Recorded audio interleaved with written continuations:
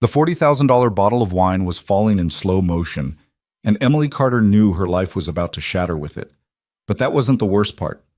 The worst part was watching Damien Cross, her manager, her tormentor, smile as he'd shoved her from behind. The worst part was seeing the billionaire Adrian Cole's eyes narrow at her clumsiness. His business deal worth millions about to collapse because she couldn't keep her hands steady. The worst part was knowing she'd never afford her grandmother's medication now. But then Emily's fingers closed around the bottle's neck, and everything changed. Everything. If you want to see how a single moment can rewrite someone's entire future, stay with me until the end.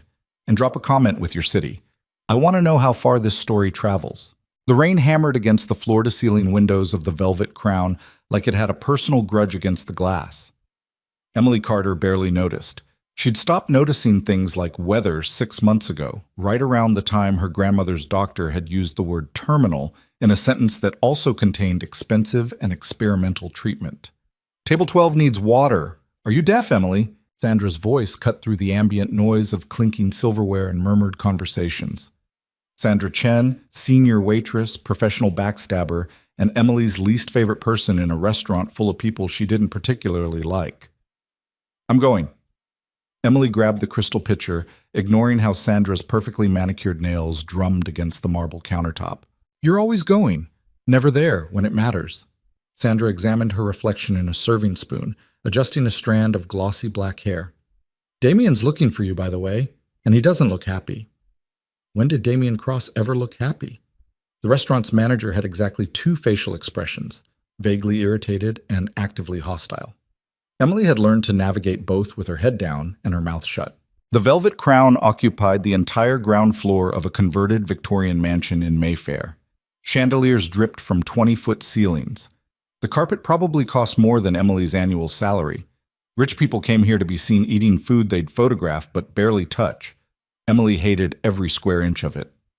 Carter, Damien's bark made her flinch. She turned to find him striding toward her, his thin face pinched with panic, barely concealed behind his usual sneer. At 38, Damien had the look of a man who'd spent his entire life angry that he wasn't more important than he was.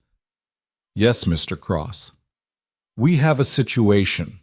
He grabbed her elbow, fingers digging in hard enough to leave marks.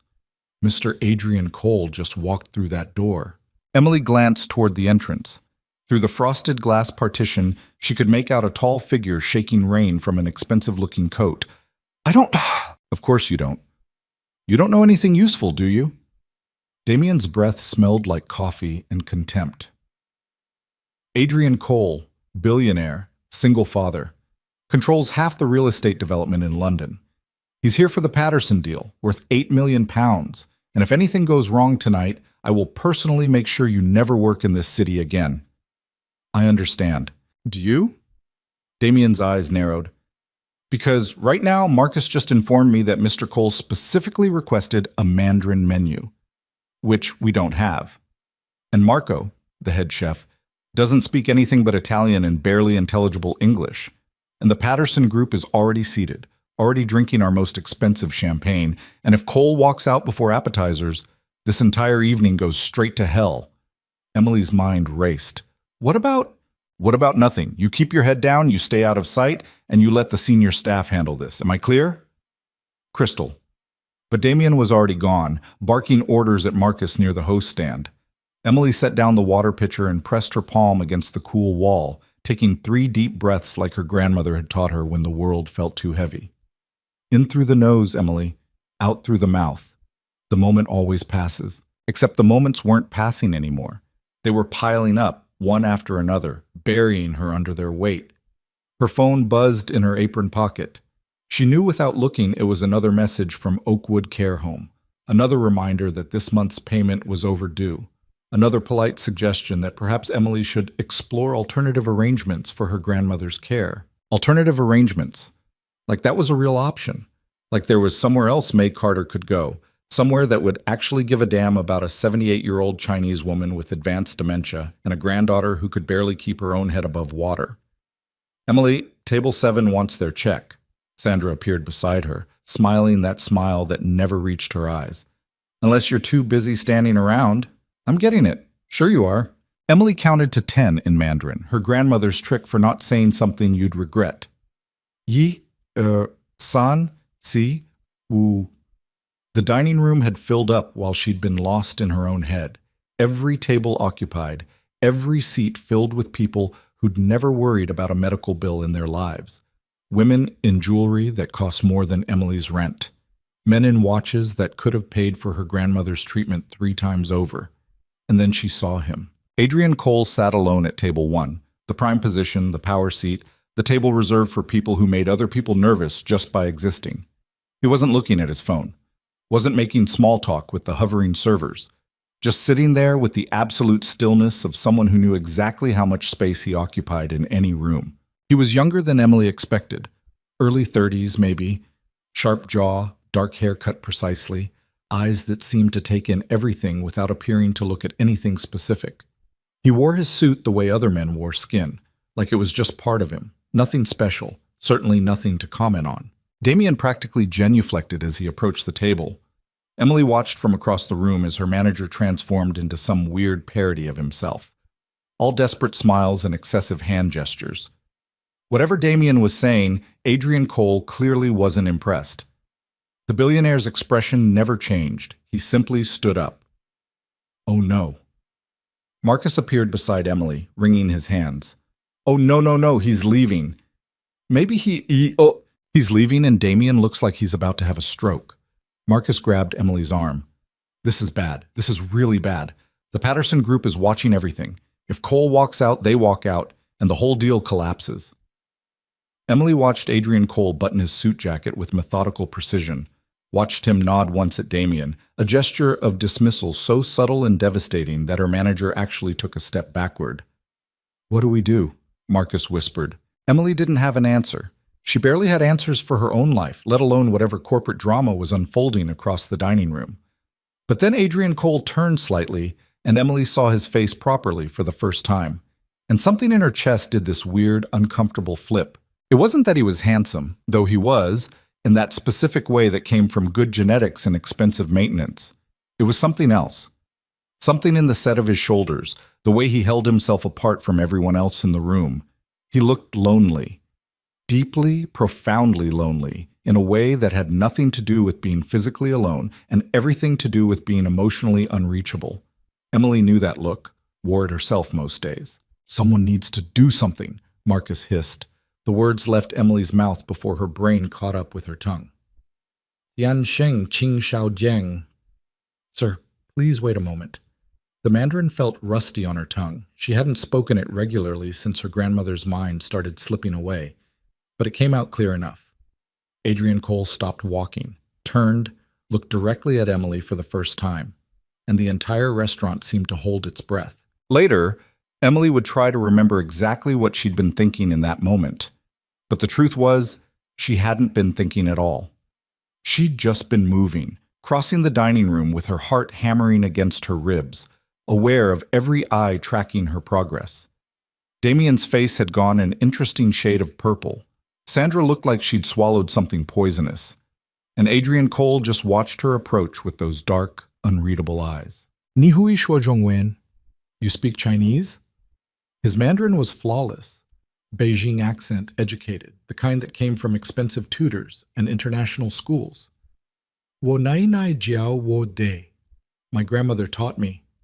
Emily's voice came out steadier than she felt. Wo ting shuo ni shuyao zhongwen cai dan. I heard you needed a Chinese menu. This restaurant doesn't have one. No, sir, but I know the menu. I can... She switched to English, aware of Damien's intense stare. I can help you order, if you'd like. Adrian Cole studied her for what felt like an hour, but was probably only seconds.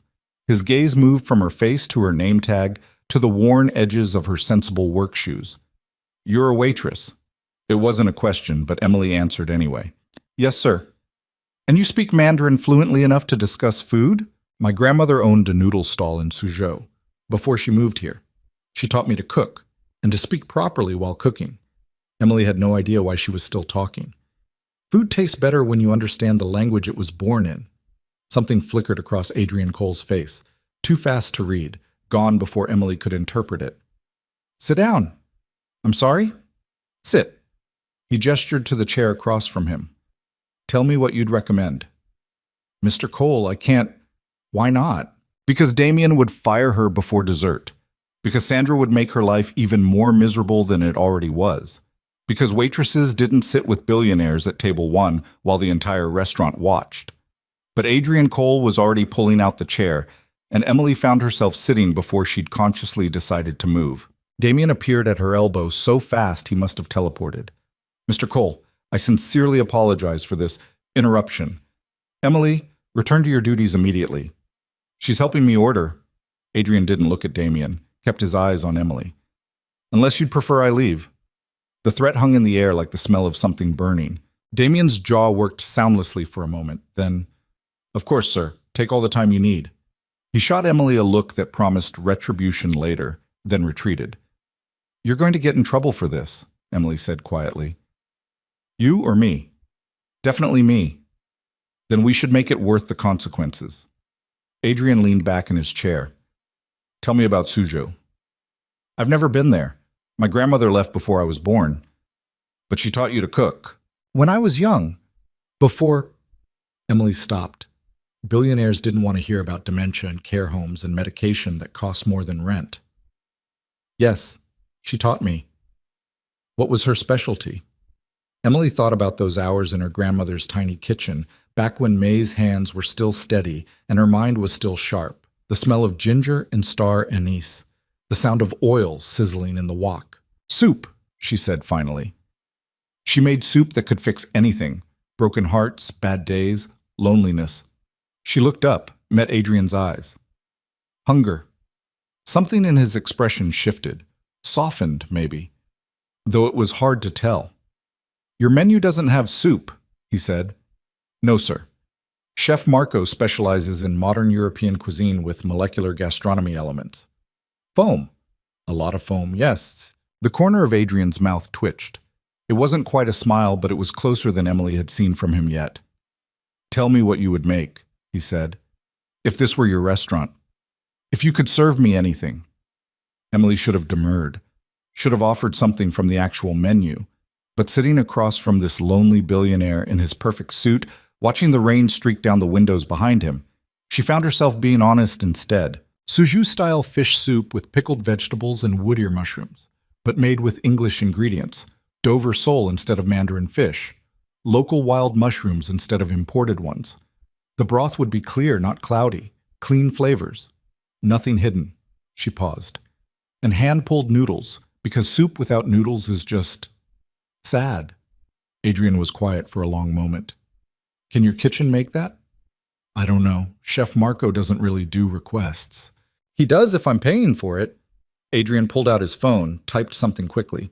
I'm texting the Patterson group, telling them to order whatever they want. Dinner's on me tonight. Sir, you don't have to... I want that soup. He looked at her directly. Can you make it happen? Emily thought about her grandmother's recipes, locked away in her memory. Thought about Chef Marco's ego and Damien's rage and Sandra's inevitable sabotage. Yes, she said, I can make it happen. Then do it. He said it like it was simple. Like the world would just rearrange itself because he decided it should. And maybe, for Adrian Cole, it did. Emily stood up, aware of every eye in the restaurant tracking her movement.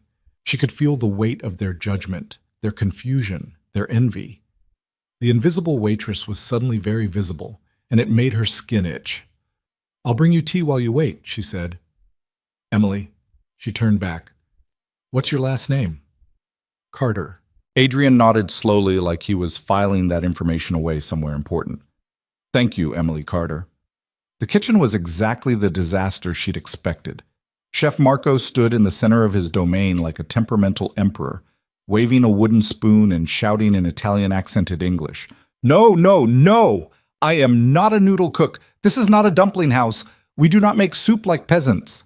The customer specifically requested, Damien started. I don't care what he requested. I am an artist. I create experiences, not... Marco gestured violently at the ingredients Emily had assembled. Whatever this is an £8 million deal that depends on you making soup. Damien's voice had gone dangerously quiet. So you're going to make the damn soup, Marco, and it's going to be the best soup anyone's ever tasted. I refuse. Then you're fired. The kitchen went silent. Marco stared at Damien, his face cycling through several shades of red. You cannot fire me. Your contract has a clause about insubordination. Read the fine print. Damien turned to Emily. You know how to make this soup? Emily's mouth went dry. I've never made it in a professional kitchen before. That's not what I asked. Behind Damien, Sandra leaned against the prep counter with her arms crossed, watching with undisguised glee. This was going to be a spectacular failure, and she had front row seats. Yes, Emily said, I know how to make it. Then make it. Damien pointed at Marco. You're going to help her. And if this goes wrong, you're both finished. Understood? Emily barely heard him agree. Her mind was already racing through the recipe, adapting it for ingredients she had available, timing everything in her head. Okay, Nine-Eye, she thought. If you're watching, now would be a good time to help. The next 40 minutes were controlled chaos. Marco sulked and complained, but ultimately followed Emily's instructions, partly because his job depended on it, partly because even his ego couldn't deny that she knew what she was doing. Emily moved through the kitchen with muscle memory she didn't know she still possessed.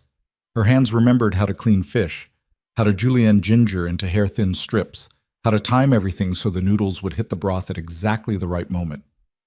Sandra appeared at her elbow. Need any help? Her voice dripped with false sweetness. I'm fine. Are you sure? It's a lot of pressure, cooking for a billionaire. Sandra picked up the bottle of rice wine vinegar Emily had been using. It would be such a shame if something went wrong. Emily looked at her directly. Put that down. Or what? Or I'll tell Damien you're interfering with the order he specifically told me to complete. Sandra's smile faltered. She set down the bottle with exaggerated care. Just trying to help. Help somewhere else. The fish stock was simmering perfectly, filling the kitchen with delicate fragrance. Emily added the wood ear mushrooms, watched them bloom in the hot liquid, tasted the broth with a clean spoon. Something was missing. She closed her eyes, reached back through memory to her grandmother's kitchen. What was it? What made Nine-Eye's soup special? White pepper, just a touch, and a drop of sesame oil at the very end. Emily's eyes snapped open. She grabbed the white pepper, added the tiniest pinch, tasted again. There it was. Noodles now, she told Marco. They need to be served immediately after pulling. Marco actually looked impressed despite himself. You know what you're doing. My grandmother was a good teacher. The noodles stretched between her hands like silk, elastic and perfect. She'd forgotten how satisfying this was. The rhythm, the technique, the way the dough yielded to pressure but maintained its integrity. Those are beautiful. Marcus had appeared beside her, watching with open admiration. Where did you learn to pull noodles like that? Practice. Emily dropped the noodles into boiling water. Lots and lots of practice. The soup came together like a small miracle. Clear broth with barely any oil floating on top, noodles arranged in a perfect nest, Dover sole cooked so precisely it was almost translucent, pickled vegetables providing tiny bursts of acid to cut the richness. Emily placed everything in one of the restaurant's simplest white bowls. No foam, no microgreens, no edible flowers or gold leaf or any of the nonsense Marco usually insisted on. Just soup. It's too simple, Sandra said from behind her. He'll think you're insulting him. Emily ignored her, picked up the bowl with steady hands. Damien materialized in front of her before she could leave the kitchen. If this is a disaster, it won't be. You sound confident. I'm terrified. Emily met his eyes. But the soup is good. I know it's good. Damien stepped aside.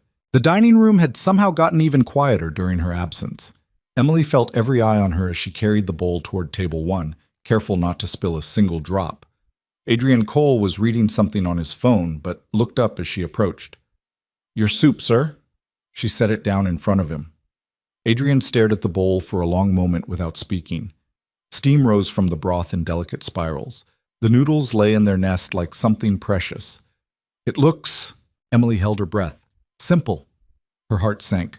But then Adrian picked up his spoon and chopsticks, and Emily saw his hands were shaking. Just slightly.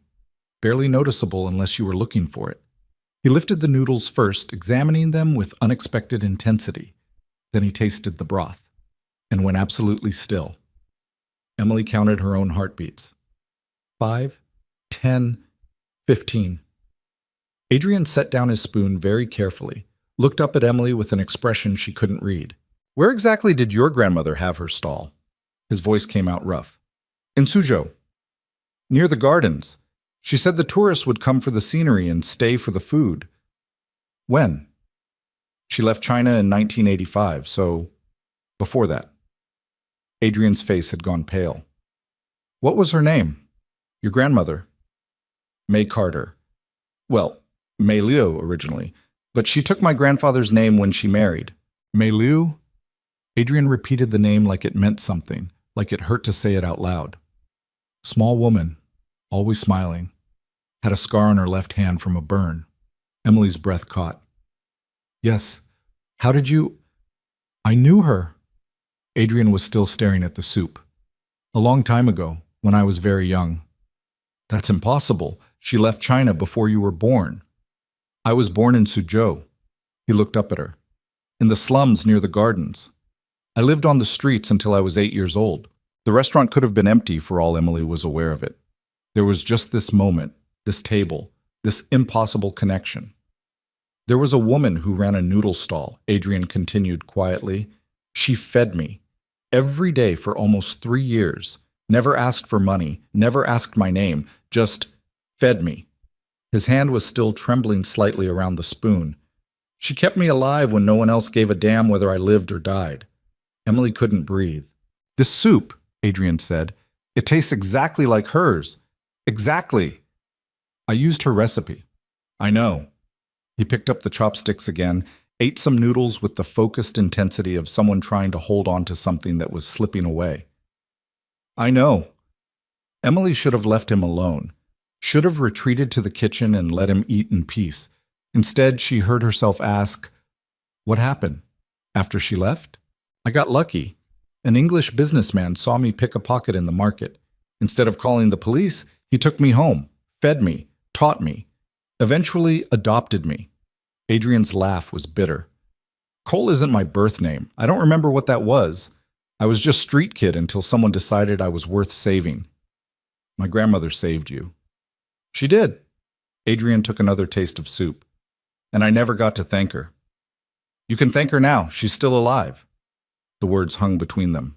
Adrian set down his spoon very carefully. Where? Oakwood Care Home, about 15 miles outside the city. Emily's throat was tight. She has dementia. Most days she doesn't remember me. But sometimes she talks about Suzhou, about the gardens and the tourists and the hungry little boy who used to steal oranges from the fruit vendor but never stole from her. Adrian closed his eyes briefly. I remember those oranges. She protected you. The fruit vendor wanted to call the police, but she convinced him you were just a boy who needed kindness more than punishment. Emily. She looked at him. After I'm done eating, Adrian said quietly, I'd like to visit your grandmother, if that's possible. Tonight? Tonight. Emily nodded, not trusting her voice. But first, Adrian picked up his spoon again. I need to finish this soup. It would be disrespectful not to. He ate slowly, methodically, like each bite mattered. Emily watched him and understood that she was witnessing something intensely private, a powerful man confronting ghosts he'd thought were long buried. The Patterson group at the adjacent table had gone completely silent, watching this interaction with obvious confusion. And across the room, Damien's face was a study in barely suppressed rage. Emily didn't care. For the first time in months, maybe years, she felt like she was exactly where she was supposed to be. Adrian finished the soup, even drank the remaining broth directly from the bowl, something no one in this restaurant probably ever did. When he was done, he set down the bowl and looked at Emily with something that might have been gratitude. Thank you. It's just soup. No. His voice was firm. It's not. Damien descended on them before Emily could respond. Mr. Cole, I trust everything was satisfactory? More than satisfactory. Adrian stood up, pulled out his wallet. What do I owe you? For you, sir, dinner is complimentary. I'm paying. Adrian dropped several 100-pound notes on the table. For my meal and for the Patterson group. And for Emily's time. That's really not... I insist. Adrian turned to Emily. When does your shift end? Midnight? I'll wait. And with that, he walked to a quiet corner table, pulled out his phone, and proceeded to ignore the entire restaurant. Damien grabbed Emily's arm the moment Adrian was out of earshot. His fingers dug in hard enough to bruise. My office. Now. The office was small and windowless and smelled like old coffee and Damien's expensive cologne. He shut the door behind them with ominous care. What, he said quietly, did you think you were doing out there? Following your orders. You told me to make the soup. I told you to make soup, not to sit with a customer, not to have an intimate conversation in the middle of my dining room, not to make this restaurant look like some cheap noodle bar. He requested it. I don't care what he requested, Damien was shouting now. You're a waitress, the lowest level of staff. You don't sit with billionaires. You don't cook. You certainly don't make a spectacle of yourself. Emily's temper, usually kept on a tight leash, started to slip. I made him happy. Isn't that what we're supposed to do? Make customers happy? You made him interested in you, and that's dangerous. Dangerous how? Damien's smile was cruel. You think this ends well for you? You think Adrian Cole sees you as anything more than a curiosity? A pet project? Tomorrow he'll forget you exist, and you'll still be here, still invisible, still barely scraping by. Each word was designed to hurt, and they did. Because part of Emily worried he was right. I need this job, she said quietly. I know. Damien leaned against his desk. Which is why you're going to stay away from Adrian Cole for the rest of the evening. Sandra will handle table 1. You'll work in the back, out of sight. He said he's waiting for me when my shift ends. Then you'll tell him you can't go. Make up an excuse. I don't care what, but you will not leave this restaurant with him tonight. Am I understood? Emily thought about her grandmother, alone in that care home, thought about Adrian Cole, whose life had been saved by a woman who asked nothing in return. No, she heard herself say. Damien blinked. What? No, I'm going to finish my shift and then I'm going to take Mr. Cole to see my grandmother because that's what she would want, what she'd expect from me. Then you're fired. The words should have terrified her. Instead, Emily felt something strange, relief. Fine. Fine. Damien looked genuinely confused. You're just going to accept that? What choice do I have? You've already decided. Emily pulled off her apron, folded it neatly. I'll finish the shift. You can't afford to be short-staffed tonight. But after that, I'm done. You won't find another job in this city. I'll make sure of it. Maybe. Emily met his eyes. But at least I'll be able to sleep at night. She left the office before he could respond, before the reality of what she'd just done could fully sink in. The rest of the shift passed in a blur. Sandra took over table 1 with obvious triumph, but Adrian barely acknowledged her. The Patterson group ordered extravagantly and drank even more extravagantly. Someone sent compliments to the chef about the innovative fusion soup. Marco took all the credit, naturally. Emily worked mechanically, clearing tables, refilling water glasses, pretending everything was normal, while her mind raced ahead to unemployment and unpaid care home bills and the impossibility of starting over at 30. At 11:47 p.m., she changed out of her uniform in the staff room for the last time. At 11:53, she walked out to find Adrian Cole waiting exactly where he said he'd be. He looked up from his phone. Ready? Mr. Cole, I need to tell you something.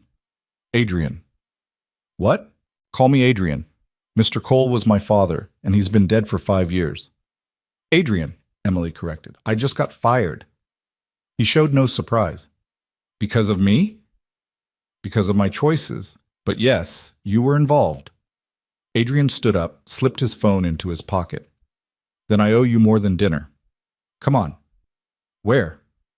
To see your grandmother, like we planned. I thought maybe after hearing about the job you'd eat. Emily. He looked at her directly. I don't care about your job situation. Well, I do, but that's a problem for tomorrow.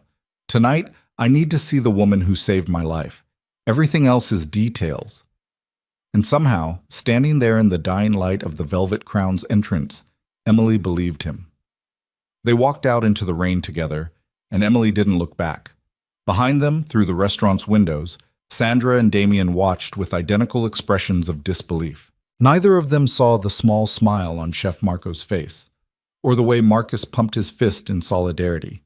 The night was just beginning, and everything had already changed. Adrian's car was exactly what Emily expected. Sleek, black, expensive enough that she was afraid to touch anything. The interior smelled like leather and some subtle cologne that probably cost more than her weekly paycheck. Used to cost more than her weekly paycheck, she corrected herself, since she no longer had a paycheck. The driver, an older man with kind eyes and silver hair, held the door open for her. "This is James," Adrian said, sliding in beside her. "He's been with me for 8 years and has heard every stupid thing I've ever said, so don't worry about shocking him." "Ma'am," James nodded politely before closing the door. Emily sat rigidly in the plush seat, hyper-aware of how out of place she was. Her work clothes, black slacks and a white button-down that had seen better days, felt shabby against the car's pristine interior. "Relax," Adrian said. "It's just a car. It's a Bentley. It's transportation." He pulled out his phone, started typing something. "What's the address for Oakwood?" Emily recited it from memory. She'd made the trip enough times that she could probably drive there blindfolded. "James, you get that?" "Yes, sir." The car pulled smoothly into traffic. They drove in silence for several minutes. Emily watched London slide past the tinted windows, streets she'd walked 1,000 times looking suddenly unfamiliar from inside this cocoon of wealth. "Tell me about her," Adrian said finally. "Your grandmother, what's she like now?" Emily considered lying, painting a prettier picture. But something about the way he'd eaten that soup, like every bite mattered, made her want to be honest. "Most days she doesn't know who I am. She thinks I'm her daughter sometimes." "My mother." Emily's throat tightened. "Who died when I was 12. I'm sorry." "Don't be. You didn't know." She traced a pattern on her knee with one finger. Other days she's completely lucid, sharp as ever. Those are harder somehow, because she knows what's happening to her, knows what she's losing. How long has she been sick? Diagnosed 3 years ago. But looking back, the signs were there earlier. Forgotten appointments, repeated stories, once she left the stove on all night. Emily's laugh was hollow. "I thought she was just getting old. Wasn't paying attention. By the time I realized something was really wrong. It wasn't your fault. Feels like it was." Adrian shifted in his seat. "My daughter, Sophie, she's 7. Sometimes I'm convinced every decision I make is the wrong one. That I'm failing her in ways I won't understand until it's too late to fix." Emily looked at him properly for the first time since getting in the car. "You have a daughter?" Hard to believe, right? That someone like me could be responsible for a tiny human. His expression softened in a way it hadn't all evening. "Her mother died when she was 2, cancer. Very fast, very brutal. One day we were planning Sophie's 3rd birthday party, and 6 months later I was a widower with a toddler who kept asking when Mama was coming home." "I'm sorry," Emily said quietly. "Don't be. You didn't know." He echoed her words back with the ghost of a smile. "Sophie's with my housekeeper tonight, Mrs. Chen. She's more of a mother to Sophie than I am most days." "I doubt that. You'd be surprised. I'm not very good at this." He gestured vaguely. "The emotional parts, the bedtime stories and the scraped knees and the questions about why the sky is blue. I can negotiate billion-pound deals without breaking a sweat, but my daughter asks me to braid her hair, and I panic." Emily found herself smiling despite everything. "Does she look like you?" "Unfortunately for her, yes. Dark hair, serious face, too serious for 7. Adrian pulled out his phone, showed Emily a photo. The little girl in the picture had Adrian's sharp features softened by youth, her dark hair pulled into uneven pigtails. She wasn't smiling, just staring at the camera with the same intense focus her father had. "She's beautiful. She's stubborn. Brilliant and stubborn, and completely unimpressed by anything I've accomplished." Adrian's voice held genuine affection. "Last week I closed a deal that made the front page of the Financial Times. Sophie's response was to ask if I could finally learn to make proper pancakes. Can you?" "I burn water." He slipped the phone back into his pocket. "Which is why Mrs. Chen earns her considerable salary." The car had left central London behind, heading into the quieter suburbs where the care home sat like a well-maintained secret. Emily felt her stomach tighten as familiar landmarks slid past. I should warn you, she said. My grandmother might not remember you, and if she does, she might not react the way you're hoping. I'm not hoping for anything specific. I just need to see her. Why? Adrian was quiet for a long moment. Because I've spent 24 years building an empire, accumulating wealth and power and influence, and none of it means anything compared to what that woman did for me when I was 8 years old and dying in a gutter. You weren't dying. Emily, I weighed maybe 50 pounds. Hadn't eaten a real meal in weeks. Had pneumonia that I was trying to treat by sleeping in warm doorways. His voice went flat. Without your grandmother, I would have been dead before my 9th birthday. That's not hyperbole. That's fact. Emily didn't know what to say to that. The care home appeared through the rain-streaked windows. A converted Victorian house trying hard to look cheerful and almost succeeding. Lights glowed warmly in the windows. Someone had planted flowers along the walkway, though the rain had beaten them into submission. James pulled up to the entrance. Shall I wait, sir? Please. Emily led Adrian through the front doors into a lobby that smelled like industrial cleaner, and something floral that didn't quite mask the underlying scent of age and illness. The night nurse, Teresa, who Emily had known for 2 years, looked up from her desk with surprise. Emily, wasn't expecting you tonight. I know. Sorry to drop by so late. Is she awake? Was about 20 minutes ago, arguing with Mr. Patterson about whether the Queen had visited today. Teresa's smile was gentle. You know how she gets. I do. Emily gestured to Adrian. This is a friend. He knew my grandmother a long time ago, in China. Teresa's professional warmth kicked in immediately. Of course, room 24, same as always. Take your time. They walked down a corridor lined with watercolor paintings, the kind of aggressively cheerful art meant to make people feel better about leaving their loved ones in places like this. Emily had seen these paintings so many times she'd stopped actually looking at them. How often do you visit? Adrian asked. 3-4 times a week. More when I can afford the cab fare. Emily stopped outside room 24. Sometimes she's excited to see me. Sometimes she screams that there's a stranger in her room. You never know which version you're getting. And you still come. She's all I have. Emily's hand hovered over the door handle. Are you ready? Adrian straightened his shoulders, and Emily saw him transform into someone harder, more controlled, preparing for battle or disappointment or both. Ready. Emily opened the door. The room was small but clean, decorated with photographs Emily had brought from her grandmother's old apartment. May Carter sat in a chair by the window, wrapped in a cardigan despite the room's warmth. She was smaller than Emily remembered from childhood. Age and illness had winnowed her down to bird bones and papery skin, but her eyes were sharp tonight. Emily. May's face brightened. You came. Of course I came, Nai. Emily crossed the room, kissed her grandmother's forehead. I brought someone to see you. May's gaze shifted to Adrian, still standing in the doorway. She studied him with the intensity of someone trying to place a face from a photograph taken decades ago. I know you, she said finally in Mandarin. Adrian took a step forward, then another. When he spoke, his voice was rough. I'm not sure you do. It's been a very long time. The orange boy, May smiled. Always stealing oranges from Mr. Wang's cart. Adrian's composure cracked. He dropped to his knees beside May's chair so suddenly that Emily startled. You remember, he said, still in Mandarin. Of course I remember. You think I forget every hungry child? May reached out with a trembling hand, touched Adrian's face. You were so thin, so angry at the world. I was.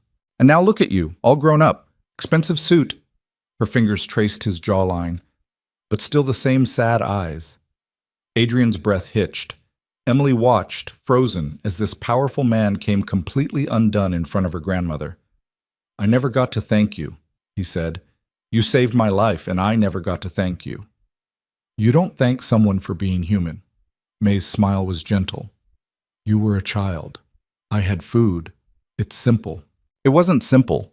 Everyone else walked past me like I was garbage. But you, I saw a boy who needed soup. May patted his cheek. Don't make it bigger than it was. But it was bigger, Emily thought. It was everything. Adrian pulled back slightly, wiping at his eyes with the back of his hand in a gesture so unguarded that Emily had to look away, feeling like she was intruding on something intensely private. Your granddaughter made me soup tonight. Adrian said. Just like yours. Exactly like yours. May's gaze shifted to Emily. You made him soup? I used your recipe, Nai. The one with the pickled vegetables? And hand-pulled noodles. Good girl. May settled back in her chair, looking satisfied. That soup fixed everything. Broken hearts, bad days. Hunger, Adrian finished. I remember. They sat like that for a while. The three of them connected by recipes and memories and the strange mathematics of kindness given without expectation of return. Then May's expression shifted, became confused. Who are you again? The lucidity was already fading. Just someone you helped once, Adrian said gently. A long time ago. I help a lot of people. May looked at Emily. Who is this man? Is he bothering you? No, Nai. He's a friend. You should have more friends. You work too much. May's attention drifted to the window, to the rain streaking down the glass. It's raining. The tourists won't come in the rain. There are no tourists here, Nai. Of course there are. They come for the gardens. May's voice had gone distant. Beautiful gardens. I should start cooking. They'll be hungry. Emily had seen this transition before, the way her grandmother's mind slipped between present and past without warning. It hurt every single time. Adrian stood slowly, carefully, like someone backing away from something fragile. We should let you rest, Emily said to her grandmother. Rest? I have too much work. The soup needs... May stopped, looked at Emily with sudden focus. Your mother would be proud of you. Do you know that? Emily's throat closed up. I hope so. She would. My beautiful daughter. Gone too soon. May's eyes filled with tears. Everyone leaves too soon. Not everyone, Nai. I'm still here. For now. May reached for Emily's hand. But one day you'll leave too. Find someone who makes you happy. Have babies. Forget about your old grandmother. I could never forget you. Everyone forgets eventually. It's the natural way of things. May's grip tightened. But you remember this? You have your mother's heart. Too kind for your own good. Don't let the world make you hard. I won't. Promise me. I promise. May seemed satisfied with that. Her eyes were already drooping, exhaustion pulling her toward sleep. Emily settled her grandmother into bed, tucking the blankets around her thin frame the way she'd done countless times before. By the time she kissed May's forehead, the old woman was already drifting off, murmuring something in Chinese that Emily couldn't quite catch. Out in the corridor, Adrian leaned against the wall with his eyes closed. He looked completely drained, like someone who'd just survived something traumatic. Are you okay? Emily asked. I don't know. He opened his eyes. I thought seeing her again would give me closure or peace or something. Instead, I just feel lost. Yeah? He pushed off from the wall. Lost. They walked back to the lobby in silence. Teresa looked up from her paperwork, gave Emily a knowing smile. She had a good night, very sharp. She did. Emily paused. Teresa, I need to talk to you about next month's payment. The nurse's expression shifted to professional sympathy. Emily, I lost my job tonight. I don't know when I'll be able to pay. I just need a little time to figure things out. You know I can't make those decisions. You'll have to talk to administration. I know. I just wanted to give you a heads up. Teresa glanced at Adrian, then back to Emily. Talk to Mrs. Morrison in the morning. She's more understanding than most people think. It was a kindness, this warning. Emily appreciated it even as she felt the weight of another problem settling on her shoulders. Outside, the rain had intensified. James appeared with an umbrella before either of them could get soaked, shepherding them back to the car with practiced efficiency. Once inside, Adrian didn't tell James where to go. They just sat there, engine idling, rain drumming on the roof. How much do you owe? Adrian asked finally. Emily's spine stiffened. I wasn't telling you that to get money. I know, but how much? It's none of your business. Emily, no. She turned to face him. You don't get to swoop in and throw money at this like it's one of your business problems to solve. This is my life, my grandmother, my responsibility.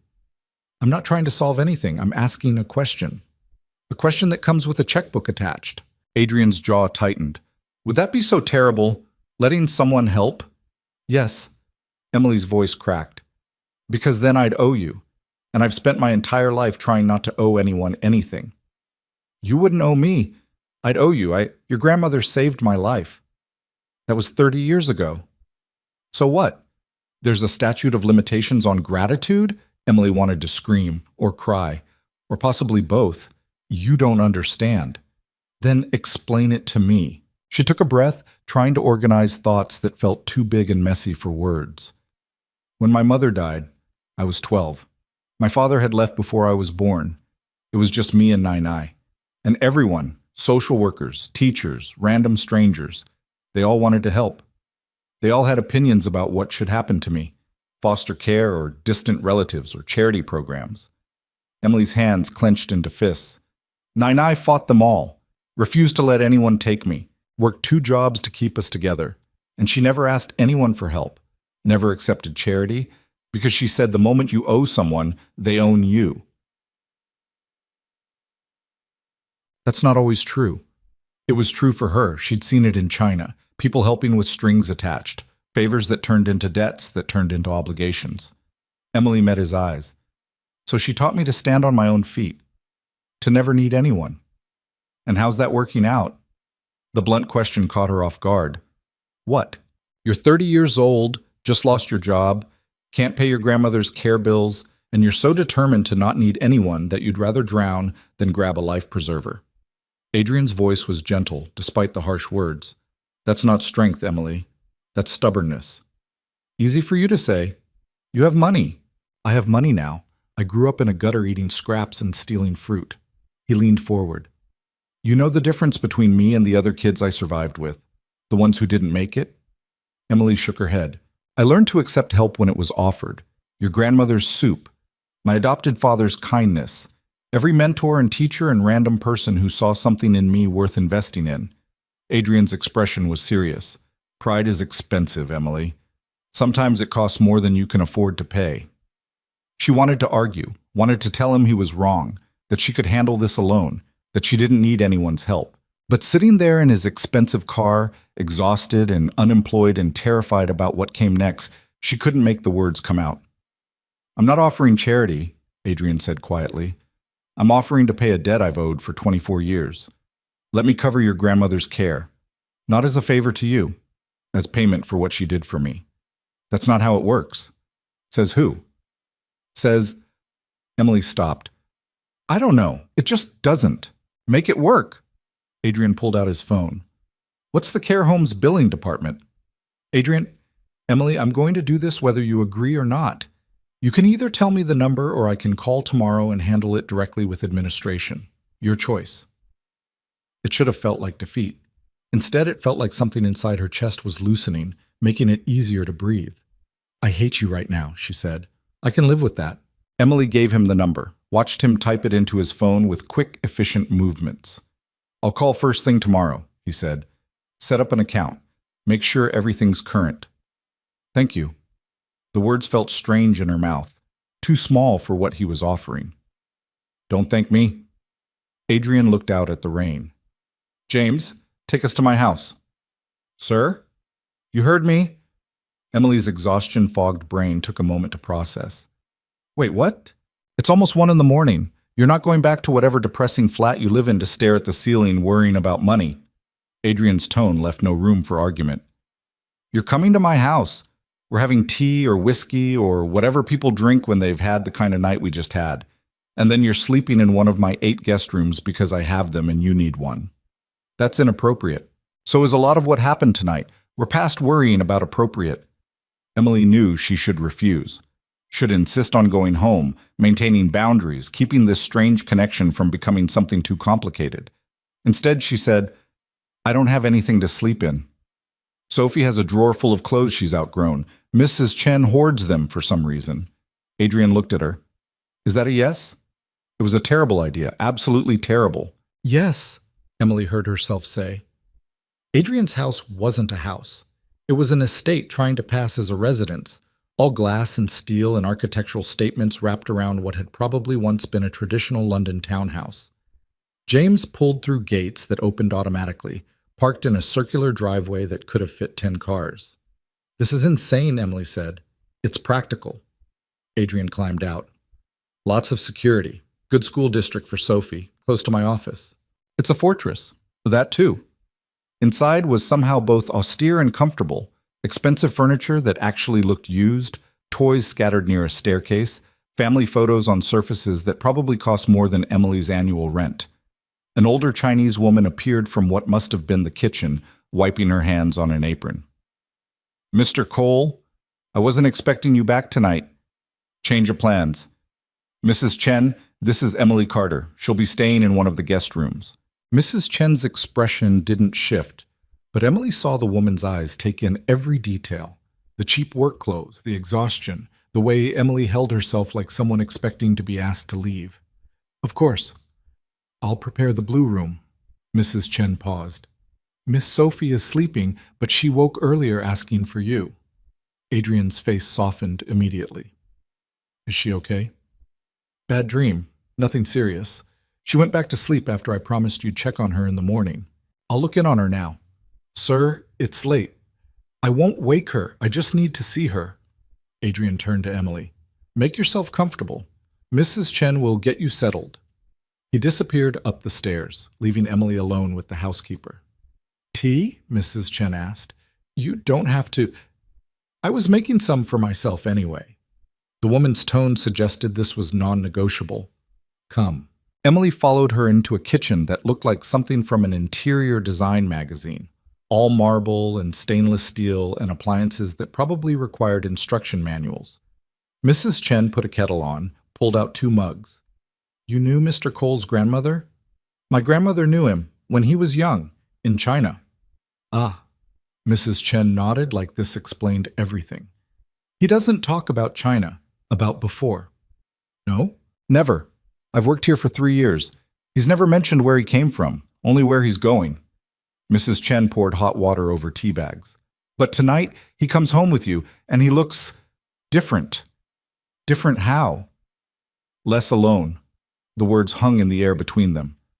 "I'm not," Emily started. "We're not." "I know." Mrs. Chen handed her a mug. "But he needs friends, real friends. People who know him as more than just Mr. Cole the billionaire." She smiled slightly. "My granddaughter works in his office. Says everyone's terrified of him, but Sophie loves him. Children know truth."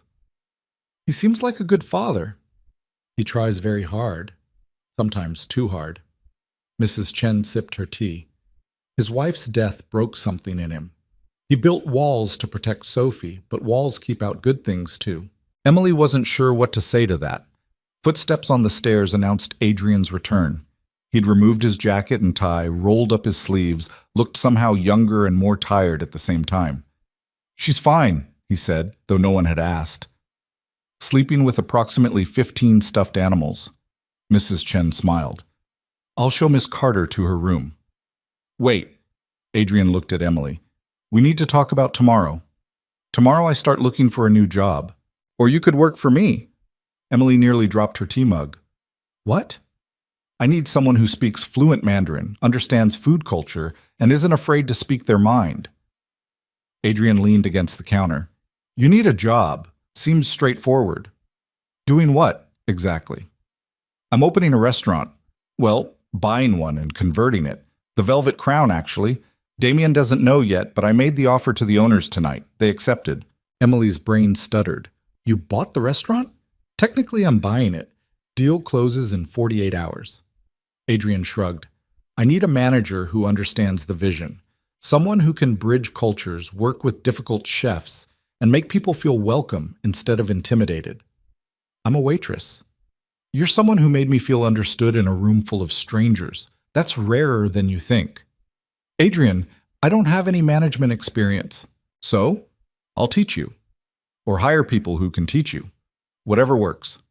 He pulled out his phone again. "Salary would be $60,000 to start, with performance bonuses, full benefits, flexible schedule so you can visit your grandmother." The number made Emily's head spin. "That's insane." "That's market rate for someone with your language skills and cultural knowledge. I served soup. You connected with me in a way no one has in years. You got me to talk about my past, visit your grandmother, make impulsive business decisions."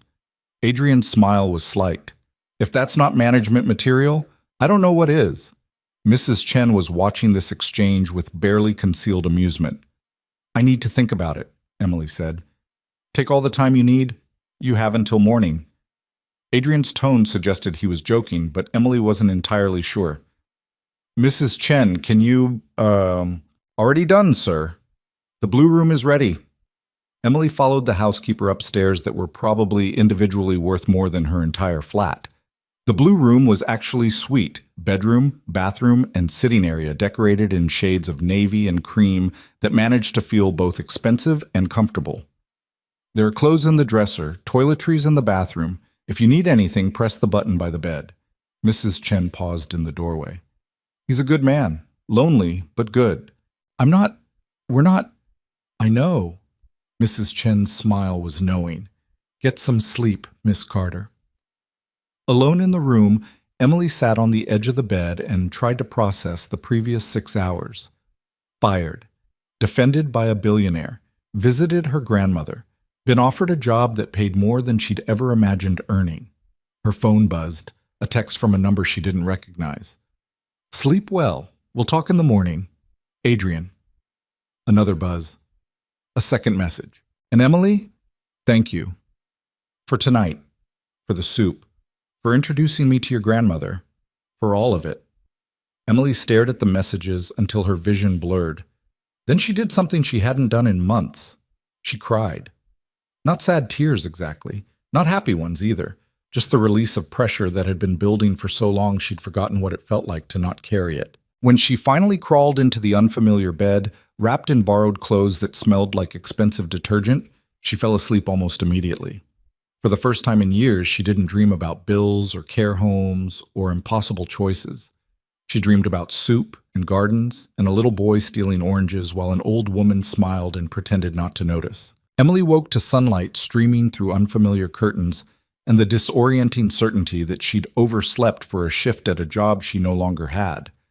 Her heart was already racing before her brain caught up with reality. The blue room, Adrian's house, the previous night's impossible sequence of events. Her phone said 7:23 a.m. She'd slept for maybe 5 hours, but it was the deepest sleep she'd had in months. Someone knocked softly on the door. Miss Carter? Mrs. Chen's voice. Breakfast is ready when you are. No rush.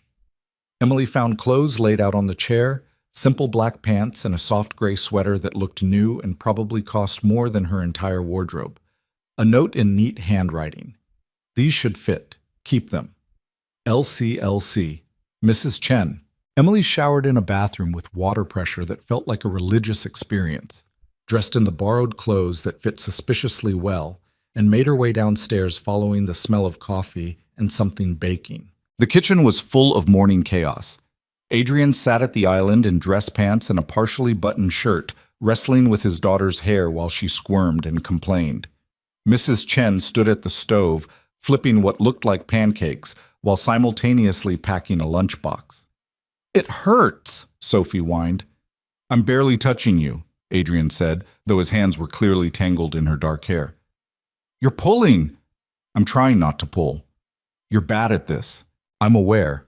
Adrian noticed Emily hovering in the doorway. Help. It wasn't a request from a billionaire. It was a plea from a desperate father. Emily crossed to them, gently took the hairbrush from Adrian's hand. May I? Sophie twisted to look at her with Adrian's same intense stare. Who are you? Emily, I'm a friend of your father's. We don't have friends over for breakfast.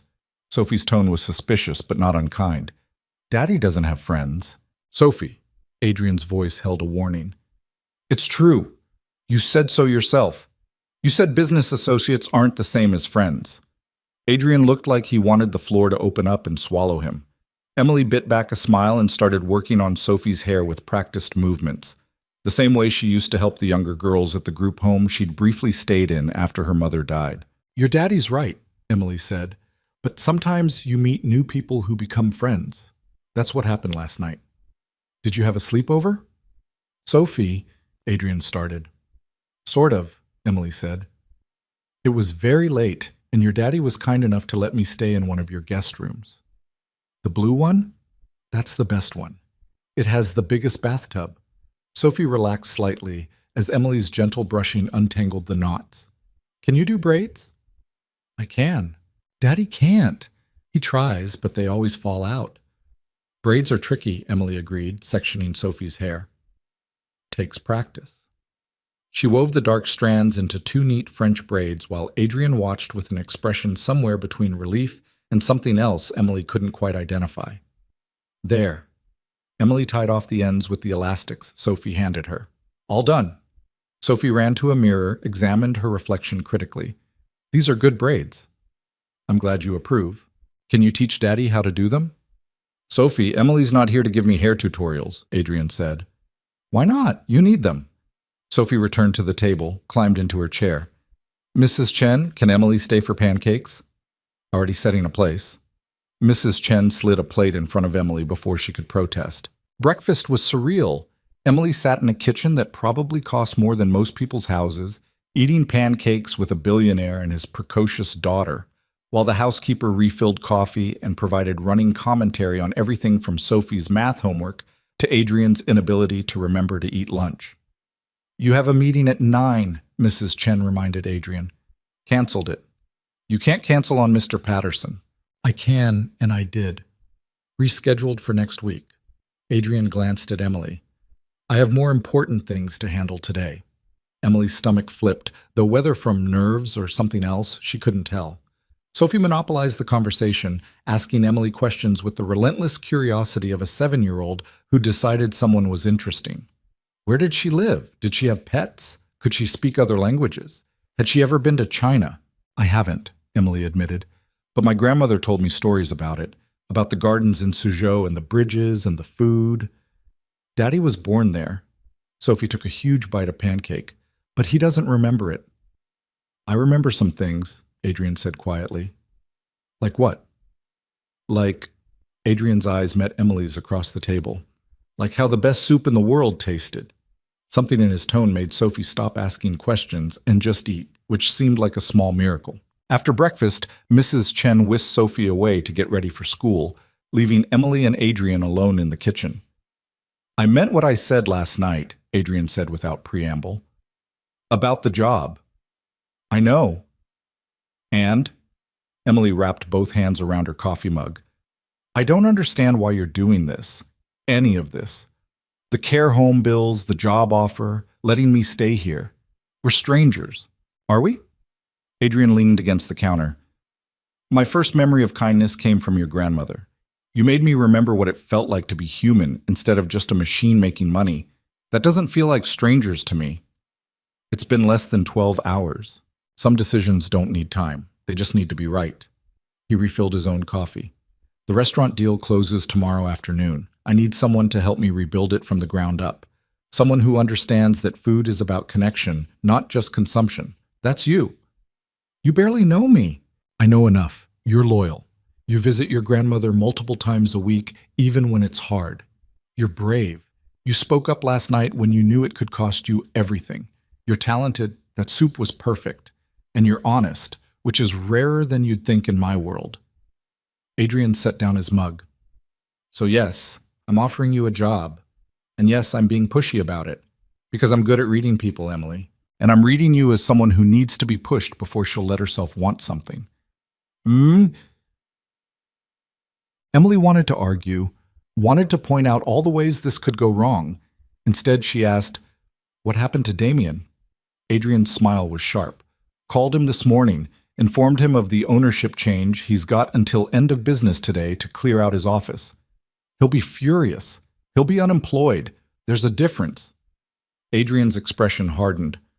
I don't tolerate people who abuse their power. He created a toxic environment and profited from it. That ends now. And the rest of the staff? Depends. The ones who treated you well keep their jobs. The ones who didn't. He shrugged. We'll see. I'm not running a charity, but I'm also not running a place where people like Sandra feel comfortable making others miserable. Emily thought about Sandra's smug smile, her constant needling, the way she'd tried to sabotage the wine service. She's going to make trouble, Emily said. Let her try. Adrian checked his phone. I have lawyers for that. The casual way he said it reminded Emily exactly who she was dealing with. Not just the man who'd knelt beside her grandmother's wheelchair, but someone who commanded enough power to buy restaurants on impulse and destroy careers with a phone call. "You're scared of me now." It wasn't a question. "A little," Emily admitted. "Good. You should be. I can be ruthless when I need to be." He looked at her directly. "But not with you. Never with you." "Why not?" "Because your grandmother saved my life, and you brought me back to something I thought I'd lost forever." Adrian's voice went soft. "I don't have many people I trust, Emily. Mostly because I don't let anyone close enough to earn it. But sitting across from you last night, eating that soup, I felt safe. And I can't remember the last time I felt safe with another person." Emily's throat tightened. "That's a lot of pressure to put on someone you just met." "I know. I'm working on my boundaries." His smile was self-deprecating. "My therapist would have a field day with this conversation." "You have a therapist?" "3 of them, actually. One for general anxiety, one who specializes in grief, and one who helps me not screw up Sophie's childhood." Adrian said it matter-of-factly.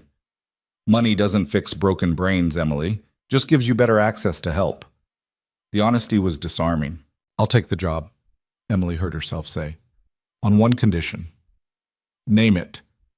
"I want to bring my grandmother's recipes into the restaurant. Not all of them. I know you need French cuisine and molecular whatever. But some of them. A fusion menu that honors where she came from." Adrian's expression shifted into something Emily couldn't read. "You want to build a menu around your grandmother's cooking." "I want to build a menu that matters. Food that tells stories instead of just filling stomachs." Emily's hands were shaking slightly. "Is that stupid?" "That's the best idea I've heard in years." Adrian pulled out his phone, started typing rapidly. "I'm messaging my architect. We'll need to redesign the kitchen, and I'll need you to document every recipe you remember. Can you do that?" "I think so. Some of them I'll need to recreate from memory. Then we'll test them, over and over, until they're perfect." He looked up. "When can you start?"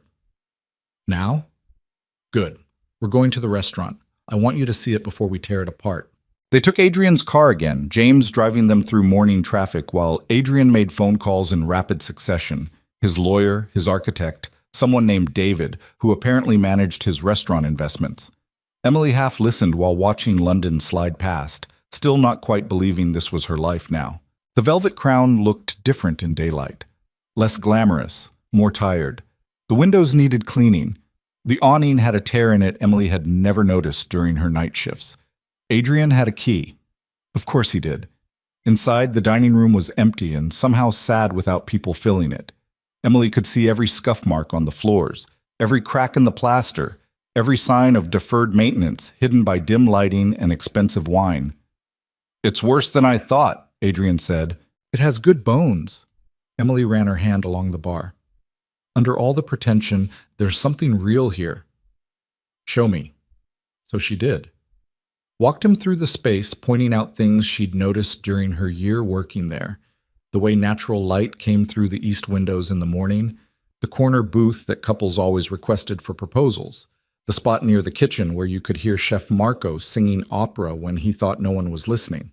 "You loved it here," Adrian said. "Even when they treated you terribly, you loved the space." "I love the potential." Emily stopped in the center of the dining room. "This could be somewhere people come to celebrate, to connect, to remember why food matters." "Then that's what will make it." A noise from the kitchen made them both turn. Damien emerged looking like he hadn't slept, his usually immaculate appearance disheveled and hostile. "You have some nerve showing up here," he said to Emily. "She has every right to be here," Adrian said coldly. "More than you do, actually. You have until 5 p.m. to vacate." "This is my restaurant." "This was never your restaurant. You managed it poorly while abusing staff and cutting corners on everything from ingredients to safety standards." Adrian pulled out his phone, showed Damien the screen. "I had my people run an audit last night. Want to explain the discrepancies in your liquor inventory? Or the payroll irregularities? Or the health code violations you've been bribing inspectors to overlook?" Damien's face went through several colors. "You can't prove any of that." "I can prove all of it. The question is whether I do it quietly or publicly." Adrian's voice was glacial. "Leave peacefully and I'll give you a neutral reference. Make this difficult and I'll make sure you never work in this industry again." Because of her? Damien pointed at Emily. You're destroying my career over a worthless waitress? Adrian moved so fast Emily barely tracked it. One moment he was standing beside her, the next he was in Damien's space, close enough that the manager stumbled backward. Call her that again, Adrian said quietly, and neutral reference becomes the least of your concerns. Damien's bravado crumbled. I need this job. You should have thought about that before you created a hostile work environment. Adrian stepped back. 5 p.m. Don't make me call security. They stood in tense silence until Damien retreated toward his office, his footsteps echoing through the empty restaurant. That was intense, Emily said. That was restrained. Adrian's jaw was still tight. I wanted to do much worse. I noticed. Does that bother you? Emily considered. No, should it? Most people find it unsettling when I get like that. Cold. You weren't cold. You were protective. She looked at him.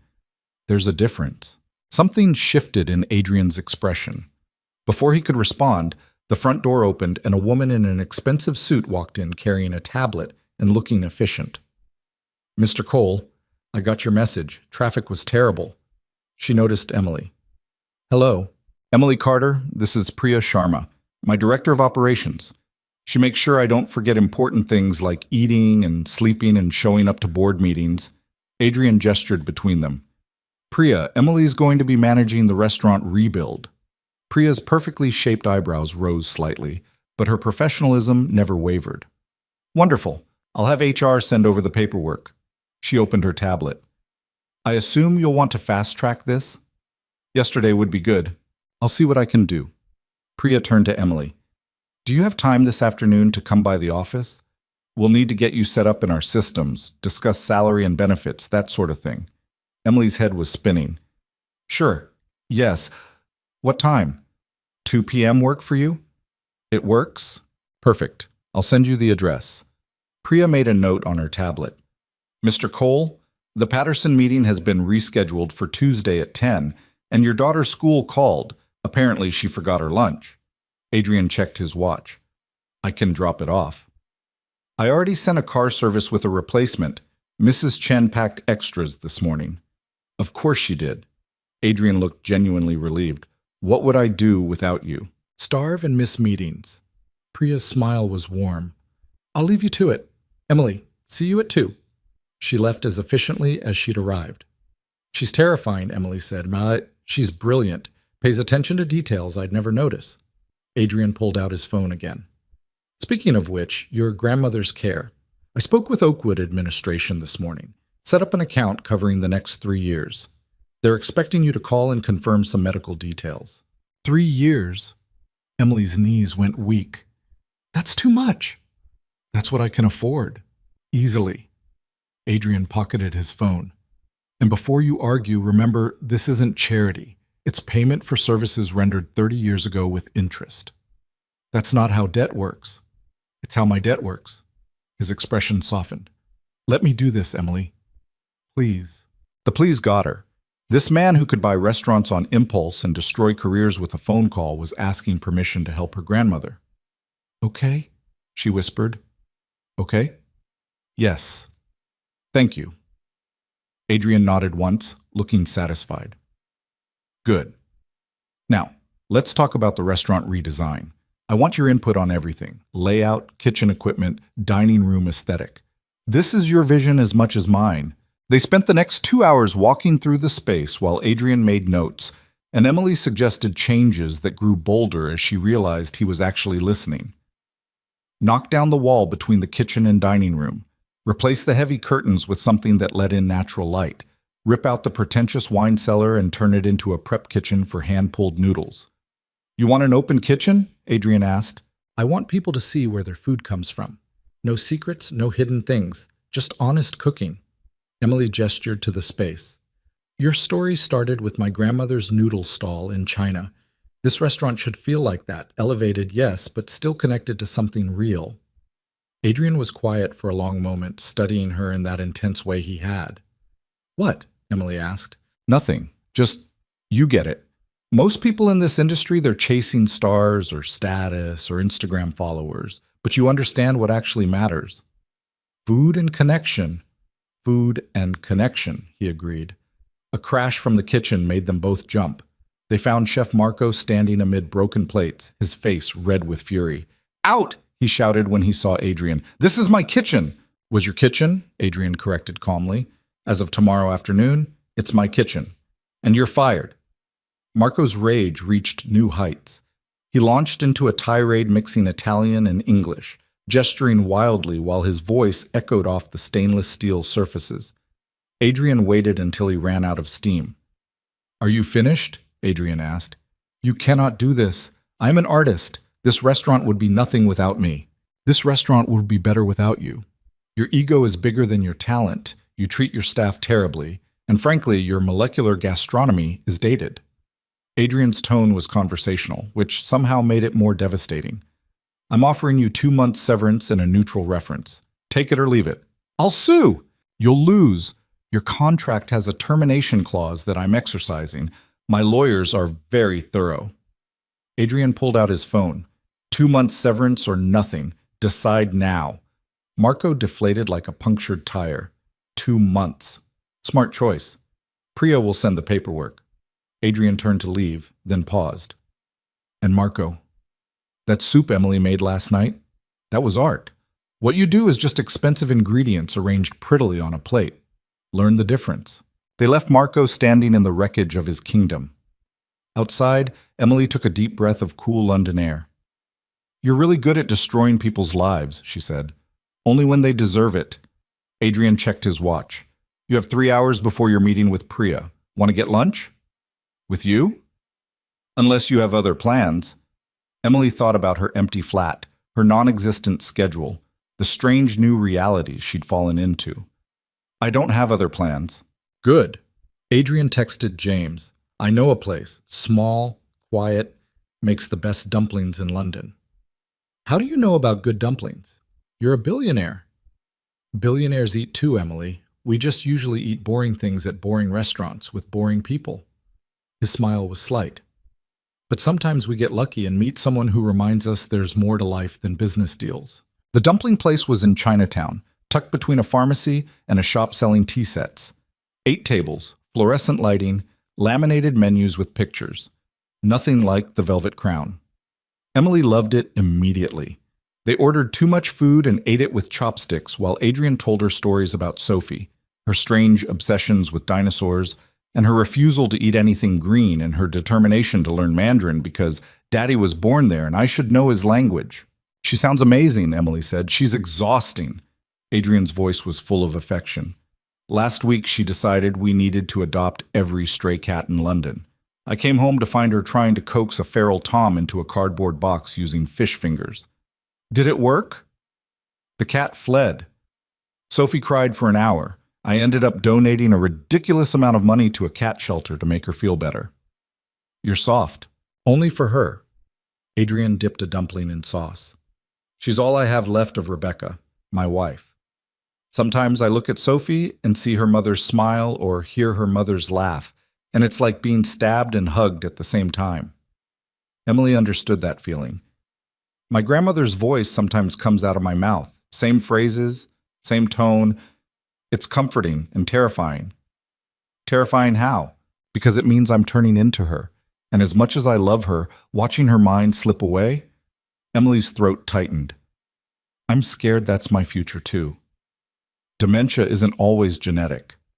I know, but the fear doesn't care about statistics. They ate in comfortable silence for a while, the kind of quiet that felt natural rather than awkward. Can I ask you something? Emily said finally. Anything. Why did you really buy the restaurant? It can't just be about my grandmother or the soup or wanting to help me. Adrian set down his chopsticks, considering.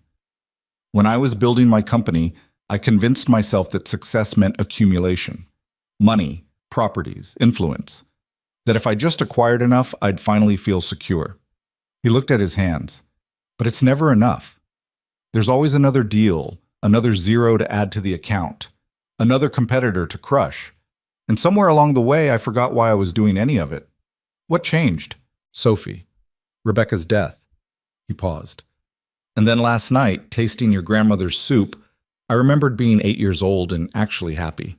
Not successful or secure or powerful, just happy. Because someone fed me without wanting anything in return. Emily waited. I want to build something that matters, Adrian continued. Not just another investment property or another line on a balance sheet. Something that makes people feel the way I felt last night. Connected. Seen. Human. He met her eyes. That's why I bought the restaurant. And that's why I need you to help me build it right. The weight of his trust settled over Emily like a blanket, warm and heavy and slightly suffocating.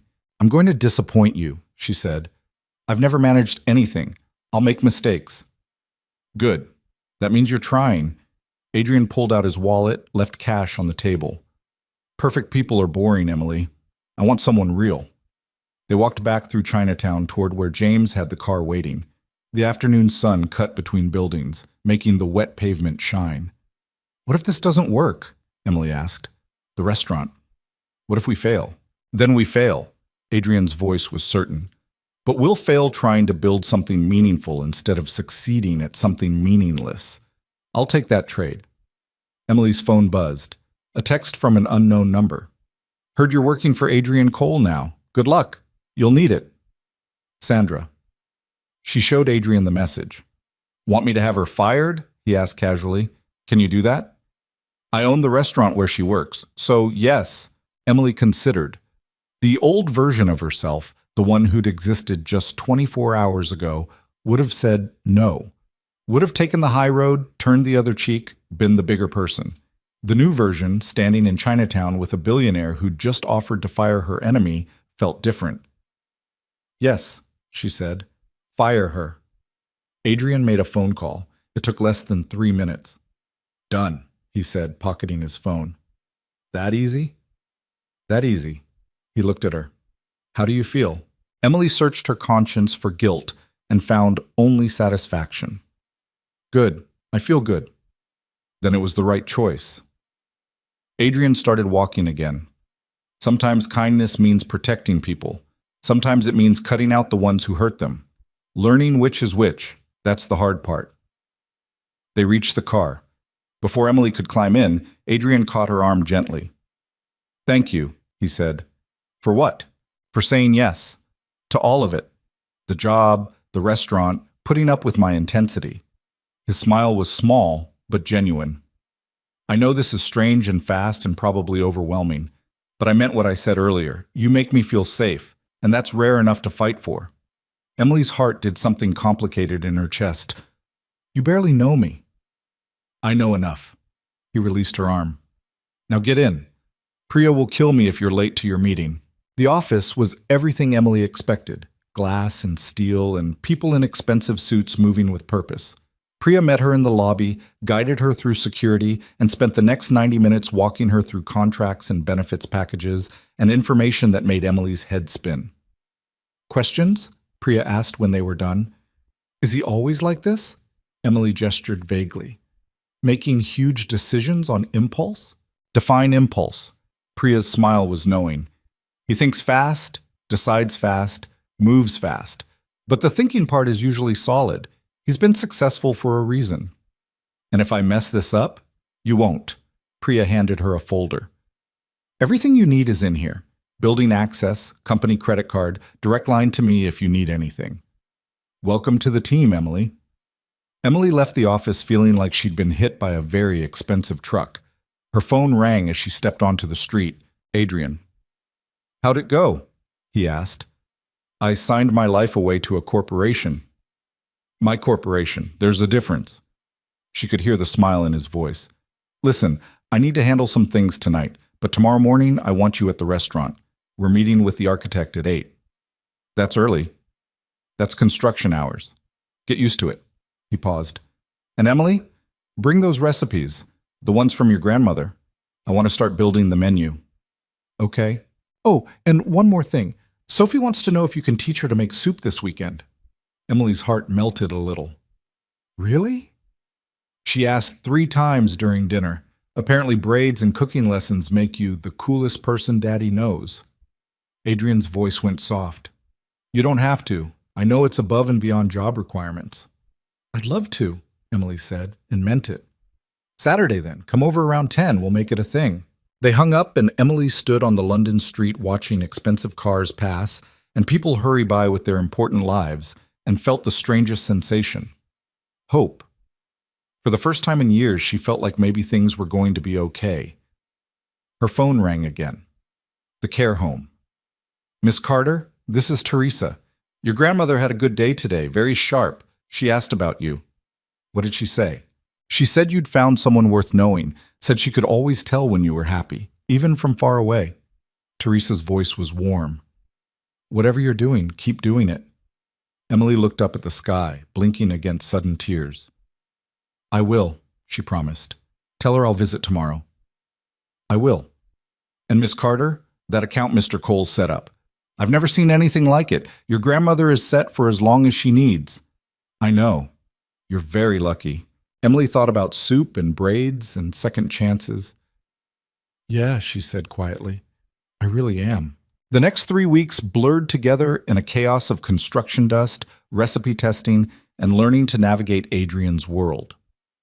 Emily showed up at the restaurant every morning at 7:30, armed with coffee and her grandmother's recipes scribbled in a worn notebook. The architect, a cheerful woman named Diane, who wore hard hats like fashion statements, had embraced Emily's vision with enthusiasm that bordered on manic. Open kitchen? Yes, Diane had practically shouted during their first meeting. Natural light, intimate spaces, honest materials. This is what restaurants should be, not these cold minimalist boxes everyone's building. The demolition started on a Tuesday. Emily watched workers tear down the wall between kitchen and dining room, exposing brick and beams that hadn't seen daylight in decades. Adrian stood beside her, hands in his pockets, looking more relaxed than she'd ever seen him. Second thoughts? He asked. Constantly. Emily watched another section of wall come down. But mostly about whether I'm qualified to make these decisions. You're the most qualified person I know. You actually care about what we're building. Caring doesn't equal competence. Doesn't exclude it either. Adrian checked his phone. I have to take this. Don't let them touch the bar area until I get back. He walked outside, already talking to whoever was on the other end. Emily turned back to the controlled destruction, trying to see the finished restaurant through the dust and debris. Marcus appeared at her elbow. She'd hired him as kitchen manager after learning he'd been the only person at the Velvet Crown who'd stood up for her when Damien was on his rampage. He'd cried when she offered him the position. The new stove arrives Thursday, he said, consulting his tablet. And I've been interviewing line cooks. Found 3 who understand the fusion concept without trying to make it weird. Define weird. One guy wanted to make fortune cookie ice cream. Marcus's expression was pained.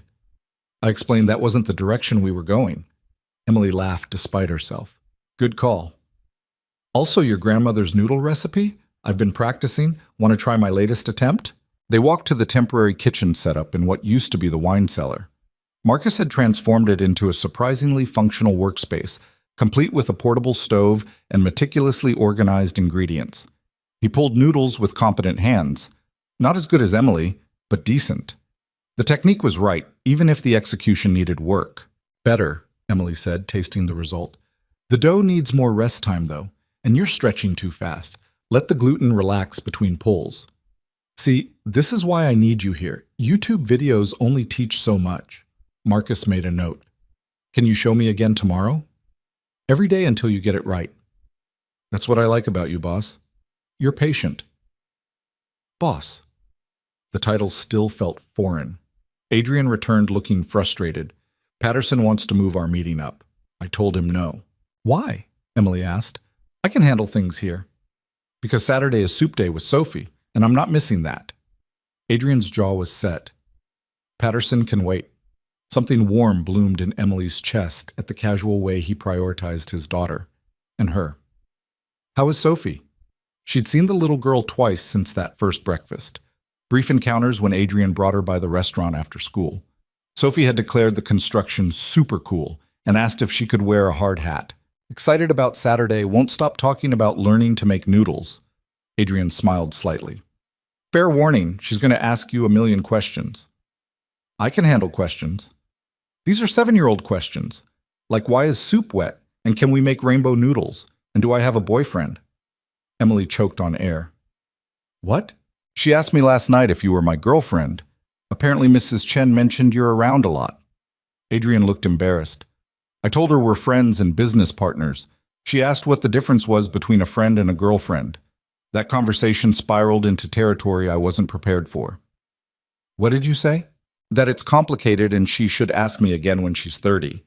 He ran a hand through his hair. Parenting is just making things up as you go and hoping you don't cause too much therapy later. Emily thought about her own childhood, the group homes, the social workers, the well-meaning adults who'd tried to explain why her mother wasn't coming back. You're doing fine, she said. Sophie knows she's loved. That's what matters. You sound certain. I am. I've seen you with her. The way you dropped everything to deliver her lunch, how you carry extra hair ties in your pocket, that you know she likes her sandwiches cut diagonally. Emily met his eyes. Those aren't things you do if you're failing. Adrian was quiet for a moment. Thank you. For what? For seeing that. Most people just see the billionaire who throws money at problems. Most people are idiots. His laugh was genuine and surprised. Remind me to put that on your business cards. The week continued its frantic pace. Emily interviewed potential servers, tested recipes until her kitchen at home smelled permanently of ginger and star anise, and learned to read construction blueprints without her eyes crossing. She visited her grandmother twice, finding May lucid one day and lost the next. The consistency of Adrian's care payments meant Emily could focus on the visits themselves rather than panicking about bills. Thursday brought the new stove, a massive commercial range that took 6 men to install. Emily stood watching, mentally calculating cooking times and burner configurations. It's beautiful, Marcus said reverently. It's a stove. It's a 6-burner jade range with a griddle top and dual ovens. That's like the Bentley of stoves. Emily thought about Adrian's actual Bentley sitting in the parking lot. He has a type. Rich people always do. But at least he bought us the good stuff. Marcus ran his hand along the stainless steel. Some owners would have gone cheap on equipment and expensive on decor. Cole did the opposite. It was true. Adrian had approved every equipment request without question while pushing back on decorative elements that seemed frivolous. The restaurant was shaping up to be functional first, beautiful second. He gets it, Emily said. Gets what? That the food matters more than the Instagram background. Marcus grinned. You two are kind of perfect for each other. The business partnership, I mean, he added quickly. Not like, romantically. Not that there'd be anything wrong with that. I'm going to stop talking now. Emily's face heated. Good plan. But Marcus's words stuck with her through the afternoon. She and Adrian did work well together, his big-picture vision balancing her detail-oriented execution, his confidence supporting her moments of doubt. They'd fallen into an easy rhythm of communication, often finishing each other's sentences or solving problems in tandem without needing long explanations. It felt natural in a way Emily hadn't experienced before. Friday evening, Adrian found her in what would eventually be the noodle prep kitchen, practicing pulls for the 100th time. You're still here, he said. Wanted to get this right before I teach Sophie tomorrow. It looks right to me. The texture's off, too elastic in the middle, not enough on the ends. Emily stretched the dough again, frowning at the result. My grandmother could do this in her sleep. I'm struggling like an amateur. You're being too hard on yourself. I'm being realistic. If we're putting this on the menu, it needs to be perfect. Adrian crossed to her workspace, examining the noodles with surprising focus. What did your grandmother do differently? I don't know. That's the problem. I watched her 1,000 times, but I never asked about technique. Just copied what I saw. Emily's frustration leaked into her voice. And now she can't explain it even if I ask. So we figure it out. Adrian pulled out his phone. I'm texting Priya. She knows a master noodle chef in Hong Kong. We'll fly him here for a consultation. Adrian, that's necessary. This is important to you, which makes it important to the restaurant. He finished typing. He'll be here Tuesday if he's available. Emily wanted to argue about the extravagance, the unnecessary expense, the fact that Adrian kept solving her problems with money and connections. Instead, she said, Thank you. Stop thanking me. We're partners. He pocketed his phone. Now go home and sleep. Tomorrow's going to be chaos. Sophie's 7. How chaotic can it be? Adrian's smile was knowing. You have no idea. Saturday morning arrived with unseasonable sunshine and Emily's nerves jangling like alarm bells. She showed up at Adrian's house at exactly 10 a.m., carrying bags of ingredients and her grandmother's recipe notebook. Mrs. Chen opened the door before Emily could knock. "Miss Sophie has been awake since 6, the housekeeper said. "She's eaten breakfast, changed clothes 3 times, and rearranged the kitchen twice. You're walking into a tornado." Good to know. The kitchen was indeed chaotic. Sophie had apparently decided cooking required costumes. She wore a chef's hat that was comically oversized and an apron that dragged on the floor.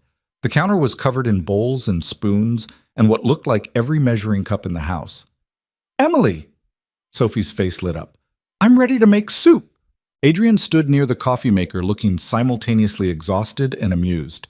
He dressed down, jeans and a simple navy sweater that made him look younger, more approachable. "She's been ready for 3 hours," he said. "I'm going to need a nap after this." "You can't nap, Daddy. You have to help." Sophie pointed imperiously at the counter. "Mrs. Chen said you're in charge of chopping." "I'm terrible at chopping." "Then you'll learn. That's what Emily says.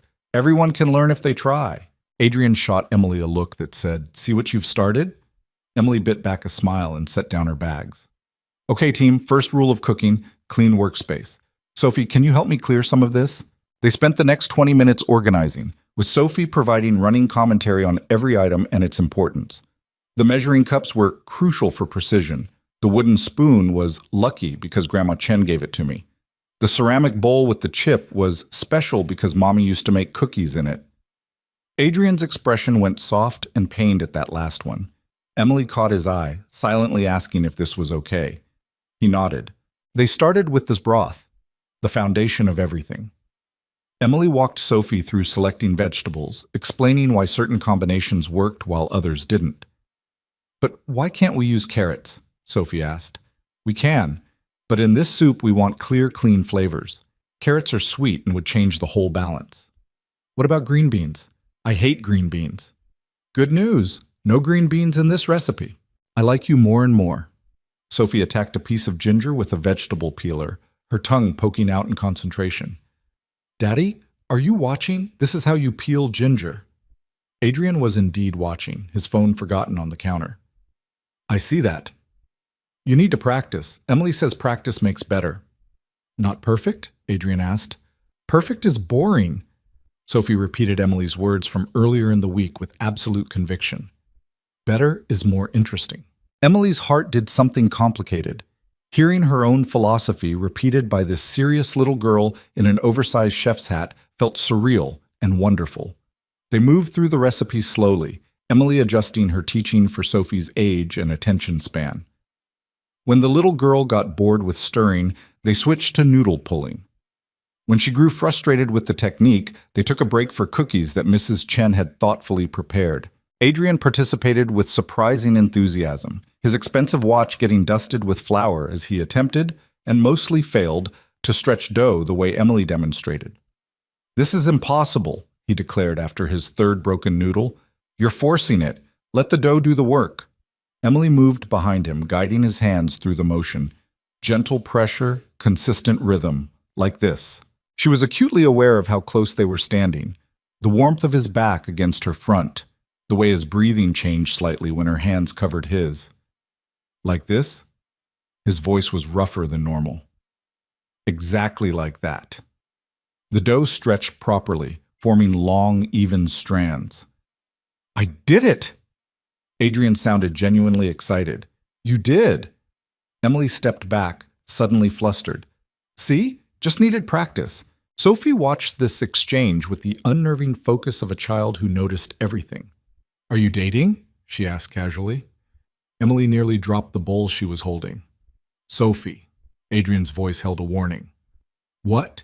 "Mrs. Chen says when people stand that close and look at each other like that, they're usually dating." "Mrs. Chen needs to stop gossiping with 7-year-olds, Adrian said. She wasn't gossiping, she was observing. Sophie pulled her noodles with surprising competence. "I observe things too. You smile more when Emily's around, and you check your phone less. And yesterday you hummed while making coffee." "I did not hum." "You totally did. Mrs. Chen and I both heard it." Adrian looked mortally embarrassed. Emily focused very hard on stirring broth. Emily and I are friends, Adrian said carefully, and business partners. Sometimes adults can be close without dating. But do you want to date her? Sophie, it's okay if you do. Mommy would want you to be happy. Sophie's voice went matter-of-fact in that way children had when discussing devastating things. She told me before she died.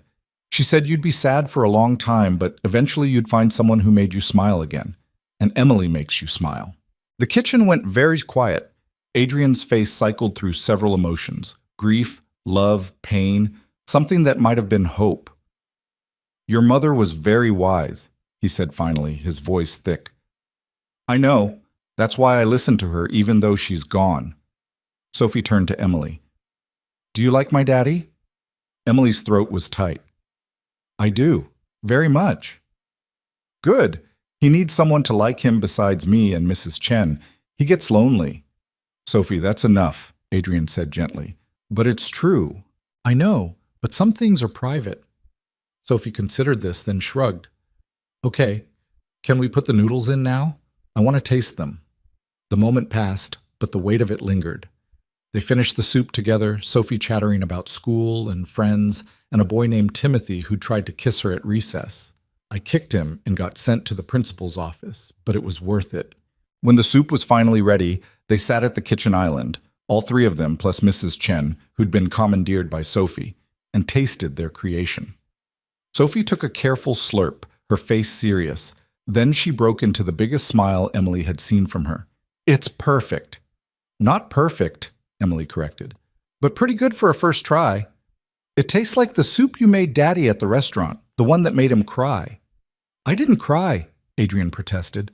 You totally did. Your eyes got all wet, and you did that thing where you pretend to cough, but you're actually hiding feelings. Adrian looked at Emily helplessly. She's perceptive, Emily said. She's terrifying. I'm right here, Sophie pointed out. And I'm not terrifying. I'm observant. There's a difference. They ate soup and talked about everything and nothing. Sophie's upcoming science project, Mrs. Chen's plans to visit her daughter in Manchester, Adrian's ongoing battle with a competitor who kept trying to poach his best architect. Emily felt something she hadn't experienced in years: belonging. This wasn't her family, wasn't her kitchen, wasn't her life. But sitting here eating soup she'd taught a 7-year-old to make while her father watched with soft eyes, and their housekeeper offered gentle commentary, Emily felt like maybe she could belong somewhere. The feeling was terrifying and wonderful in equal measure. After lunch, Sophie insisted on showing Emily her room, an explosion of books and art supplies and dinosaur figurines that somehow made perfect sense. This is my favorite, Sophie said, holding up a stuffed triceratops. Mommy gave it to me for my 5th birthday. It's very cool. Do you have a favorite stuffed animal? I did. A rabbit my grandmother made me when I was little. I called him Mr. Ears. What happened to him? Lost him when we moved after my mother died. I was 12. Never found him again. Sophie's face went solemn. That's really sad. It was. But I still remember him, so in a way he's not really lost. That's a good way to think about it. Sophie set down the triceratops carefully. I think about my mommy like that. She's gone, but I remember her, so she's still kind of here. Emily's eyes stung. Exactly like that. They sat on Sophie's bed for a while, talking about loss and memory and the strange mathematics of grief. Emily was struck by how mature this little girl was, how she'd been forced to understand death and absence at an age when most kids only worried about homework and playground politics. Downstairs, Adrian was loading the dishwasher when Emily returned. Where's Sophie? He asked.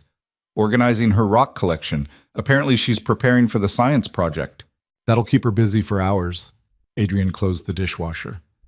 Thank you for today. This meant a lot to her. It meant a lot to me too. Adrian leaned against the counter, studying her. She asked you about Rebecca. She did. I hope that's okay. More than okay. She doesn't talk about her mother with most people. Too worried about making them uncomfortable. His smile was sad. But she trusts you. I lost my mother young too. Maybe she senses that. Maybe? Adrian was quiet for a moment. What Sophie said earlier, about me being lonely, about you making me smile. I know that was awkward. Adrian, you don't have to. Let me finish. He took a breath. She's not wrong. I have been lonely for years. I convinced myself it was fine, that I had Sophie and work, and that was enough. But then you showed up and made me soup, and suddenly I remembered what it felt like to connect with someone. Emily's heart was hammering. What are you saying? I'm saying I don't know. I'm saying this is complicated and we work together and you have every right to tell me to back off. Adrian ran a hand through his hair. I'm saying that when you stood behind me helping with the noodles today, I forgot to breathe. And when Sophie asked if we were dating, part of me wanted to say yes, even though we're not, because maybe I want us to be. The confession hung between them. Emily's mind raced through 1,000 responses, practical objections, emotional fears, all the reasons this was a terrible idea. What came out was, I want that too. Adrian's expression shifted from nervous to something else entirely. Yeah? Yeah. Even though it's complicated and we work together and I have no idea what I'm doing. We'll figure it out together. That's a terrible plan. All my best plans are terrible. Adrian pushed off from the counter, crossed the space between them. Is this okay? He was close enough that Emily could see gold flecks in his dark eyes, count the faint lines at their corners. This is okay, she whispered. Adrian kissed her like he did everything else, with complete focus and intensity that made the rest of the world disappear.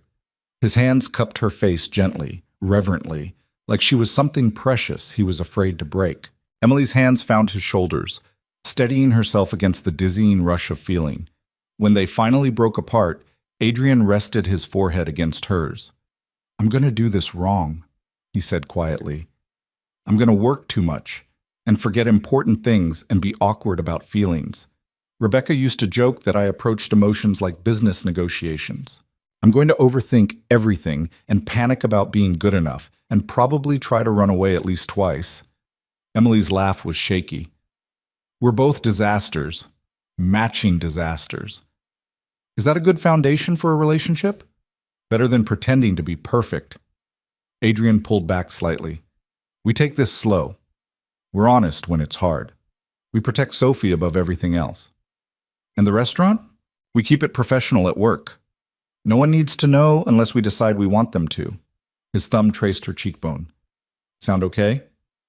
Sounds terrifying. Good terrifying or bad terrifying? Emily thought about soup and braids and the way Sophie had smiled when the noodles came out right.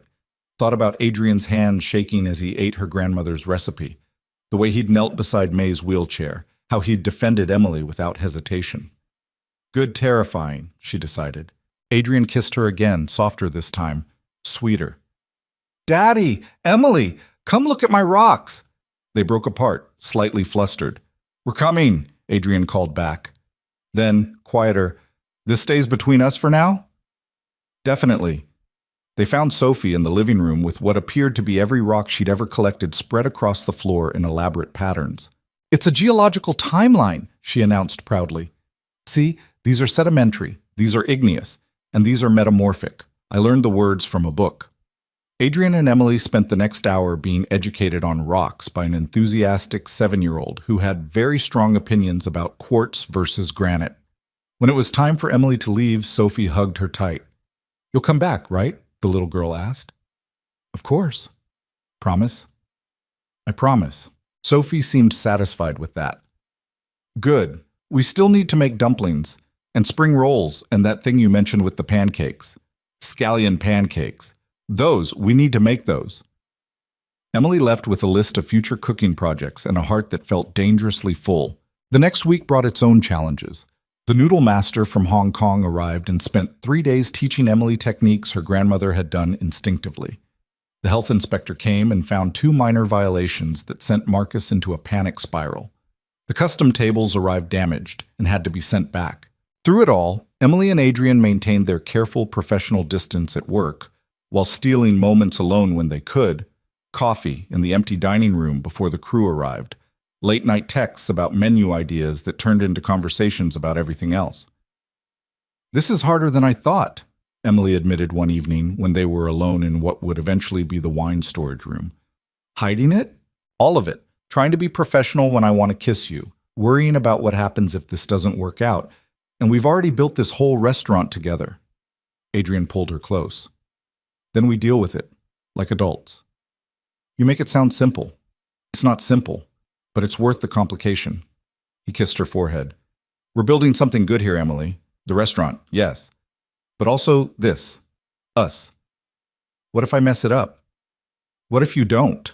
Emily let herself lean into him, breathing in his scent, coffee and expensive cologne and sawdust from the construction. Priya knows, she said suddenly. What? About us.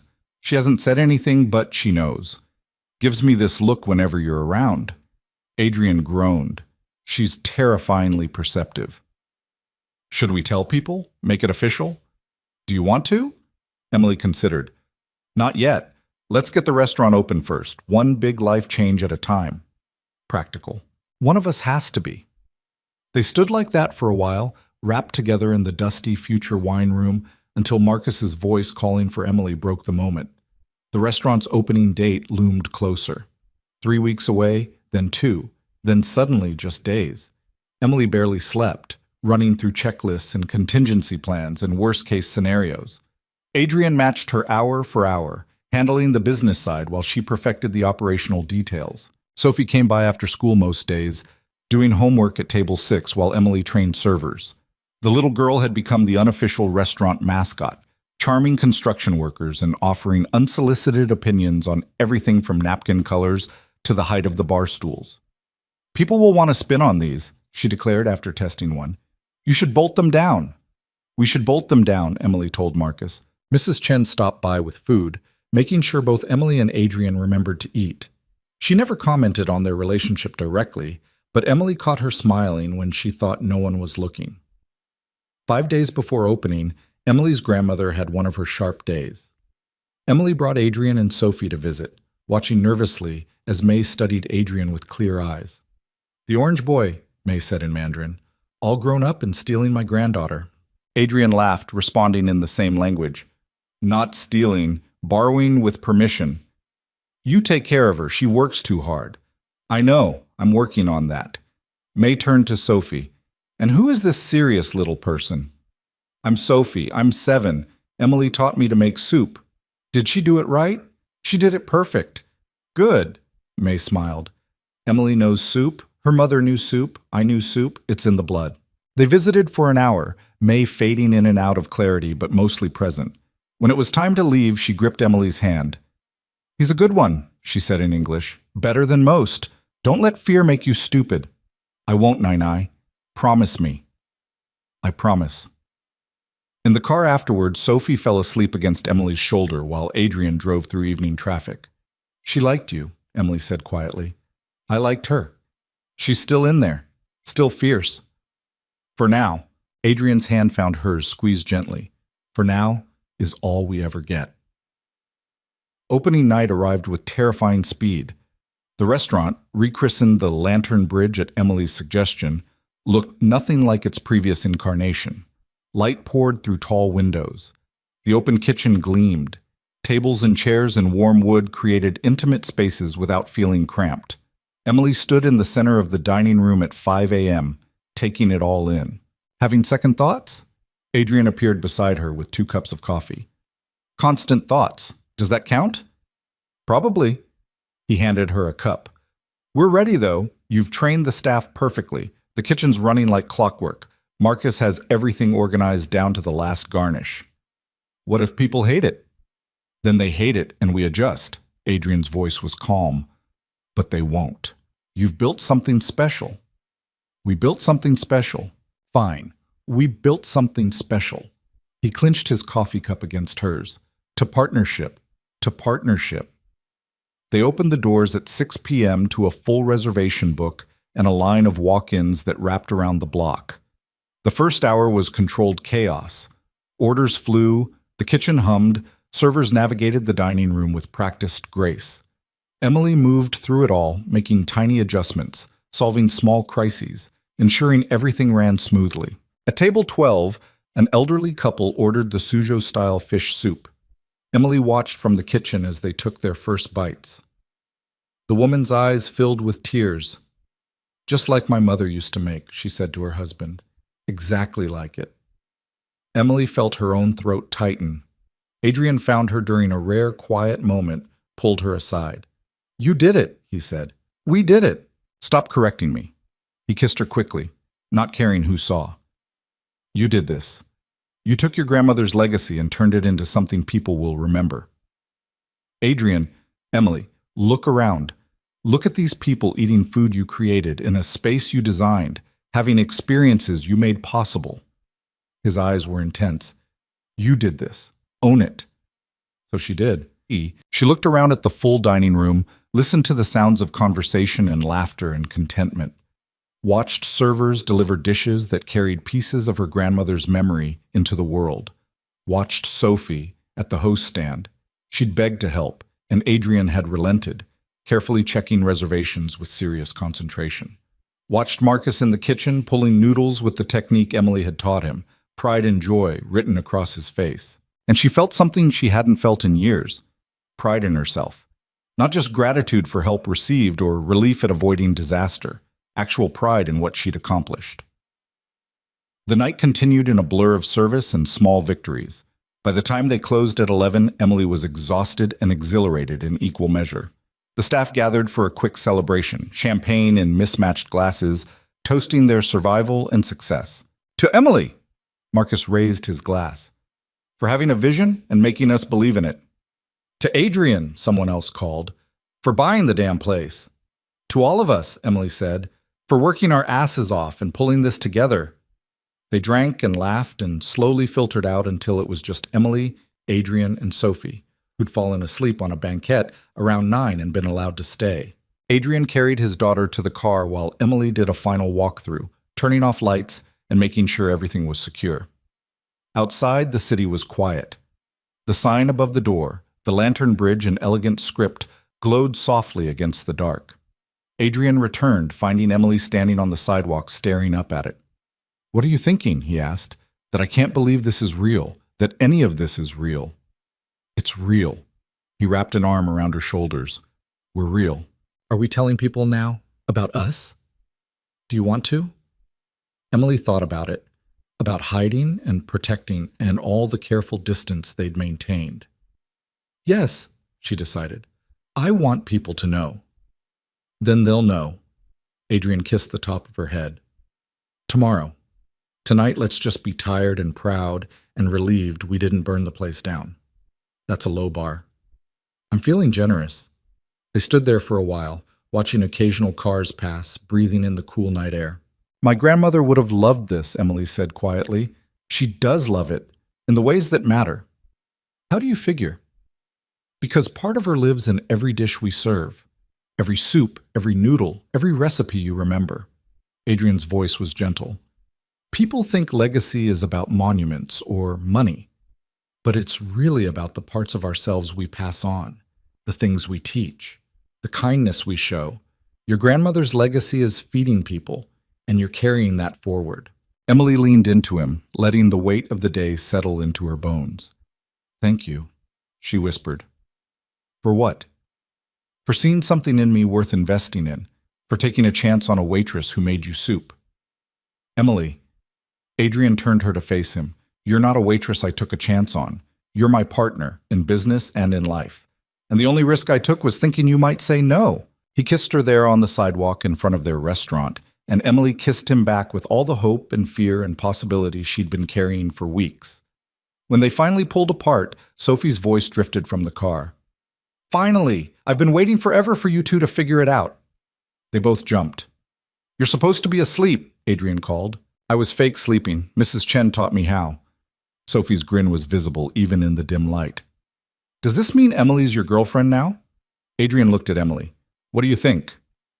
"I think," Emily said carefully, "that we're together, if that's okay with you, Sophie." "Obviously it's okay. I've been planning this for weeks." Sophie settled back into her seat. "Can we go home now? I'm actually tired." They drove through London's quiet streets, Sophie dozing for real this time, Emily's hand in Adrian's on the center console. "This is going to be complicated," Emily said. "Everything worth having is complicated." "Very philosophical. I'm exhausted. Philosophy happens when I'm exhausted." Emily laughed, feeling lighter than she had in years. The restaurant was open. Her grandmother was cared for. She had a job she loved and a man who saw her clearly and chose her anyway. It wasn't perfect, but it was real and messy and hers. And for the first time in her life, that felt like enough.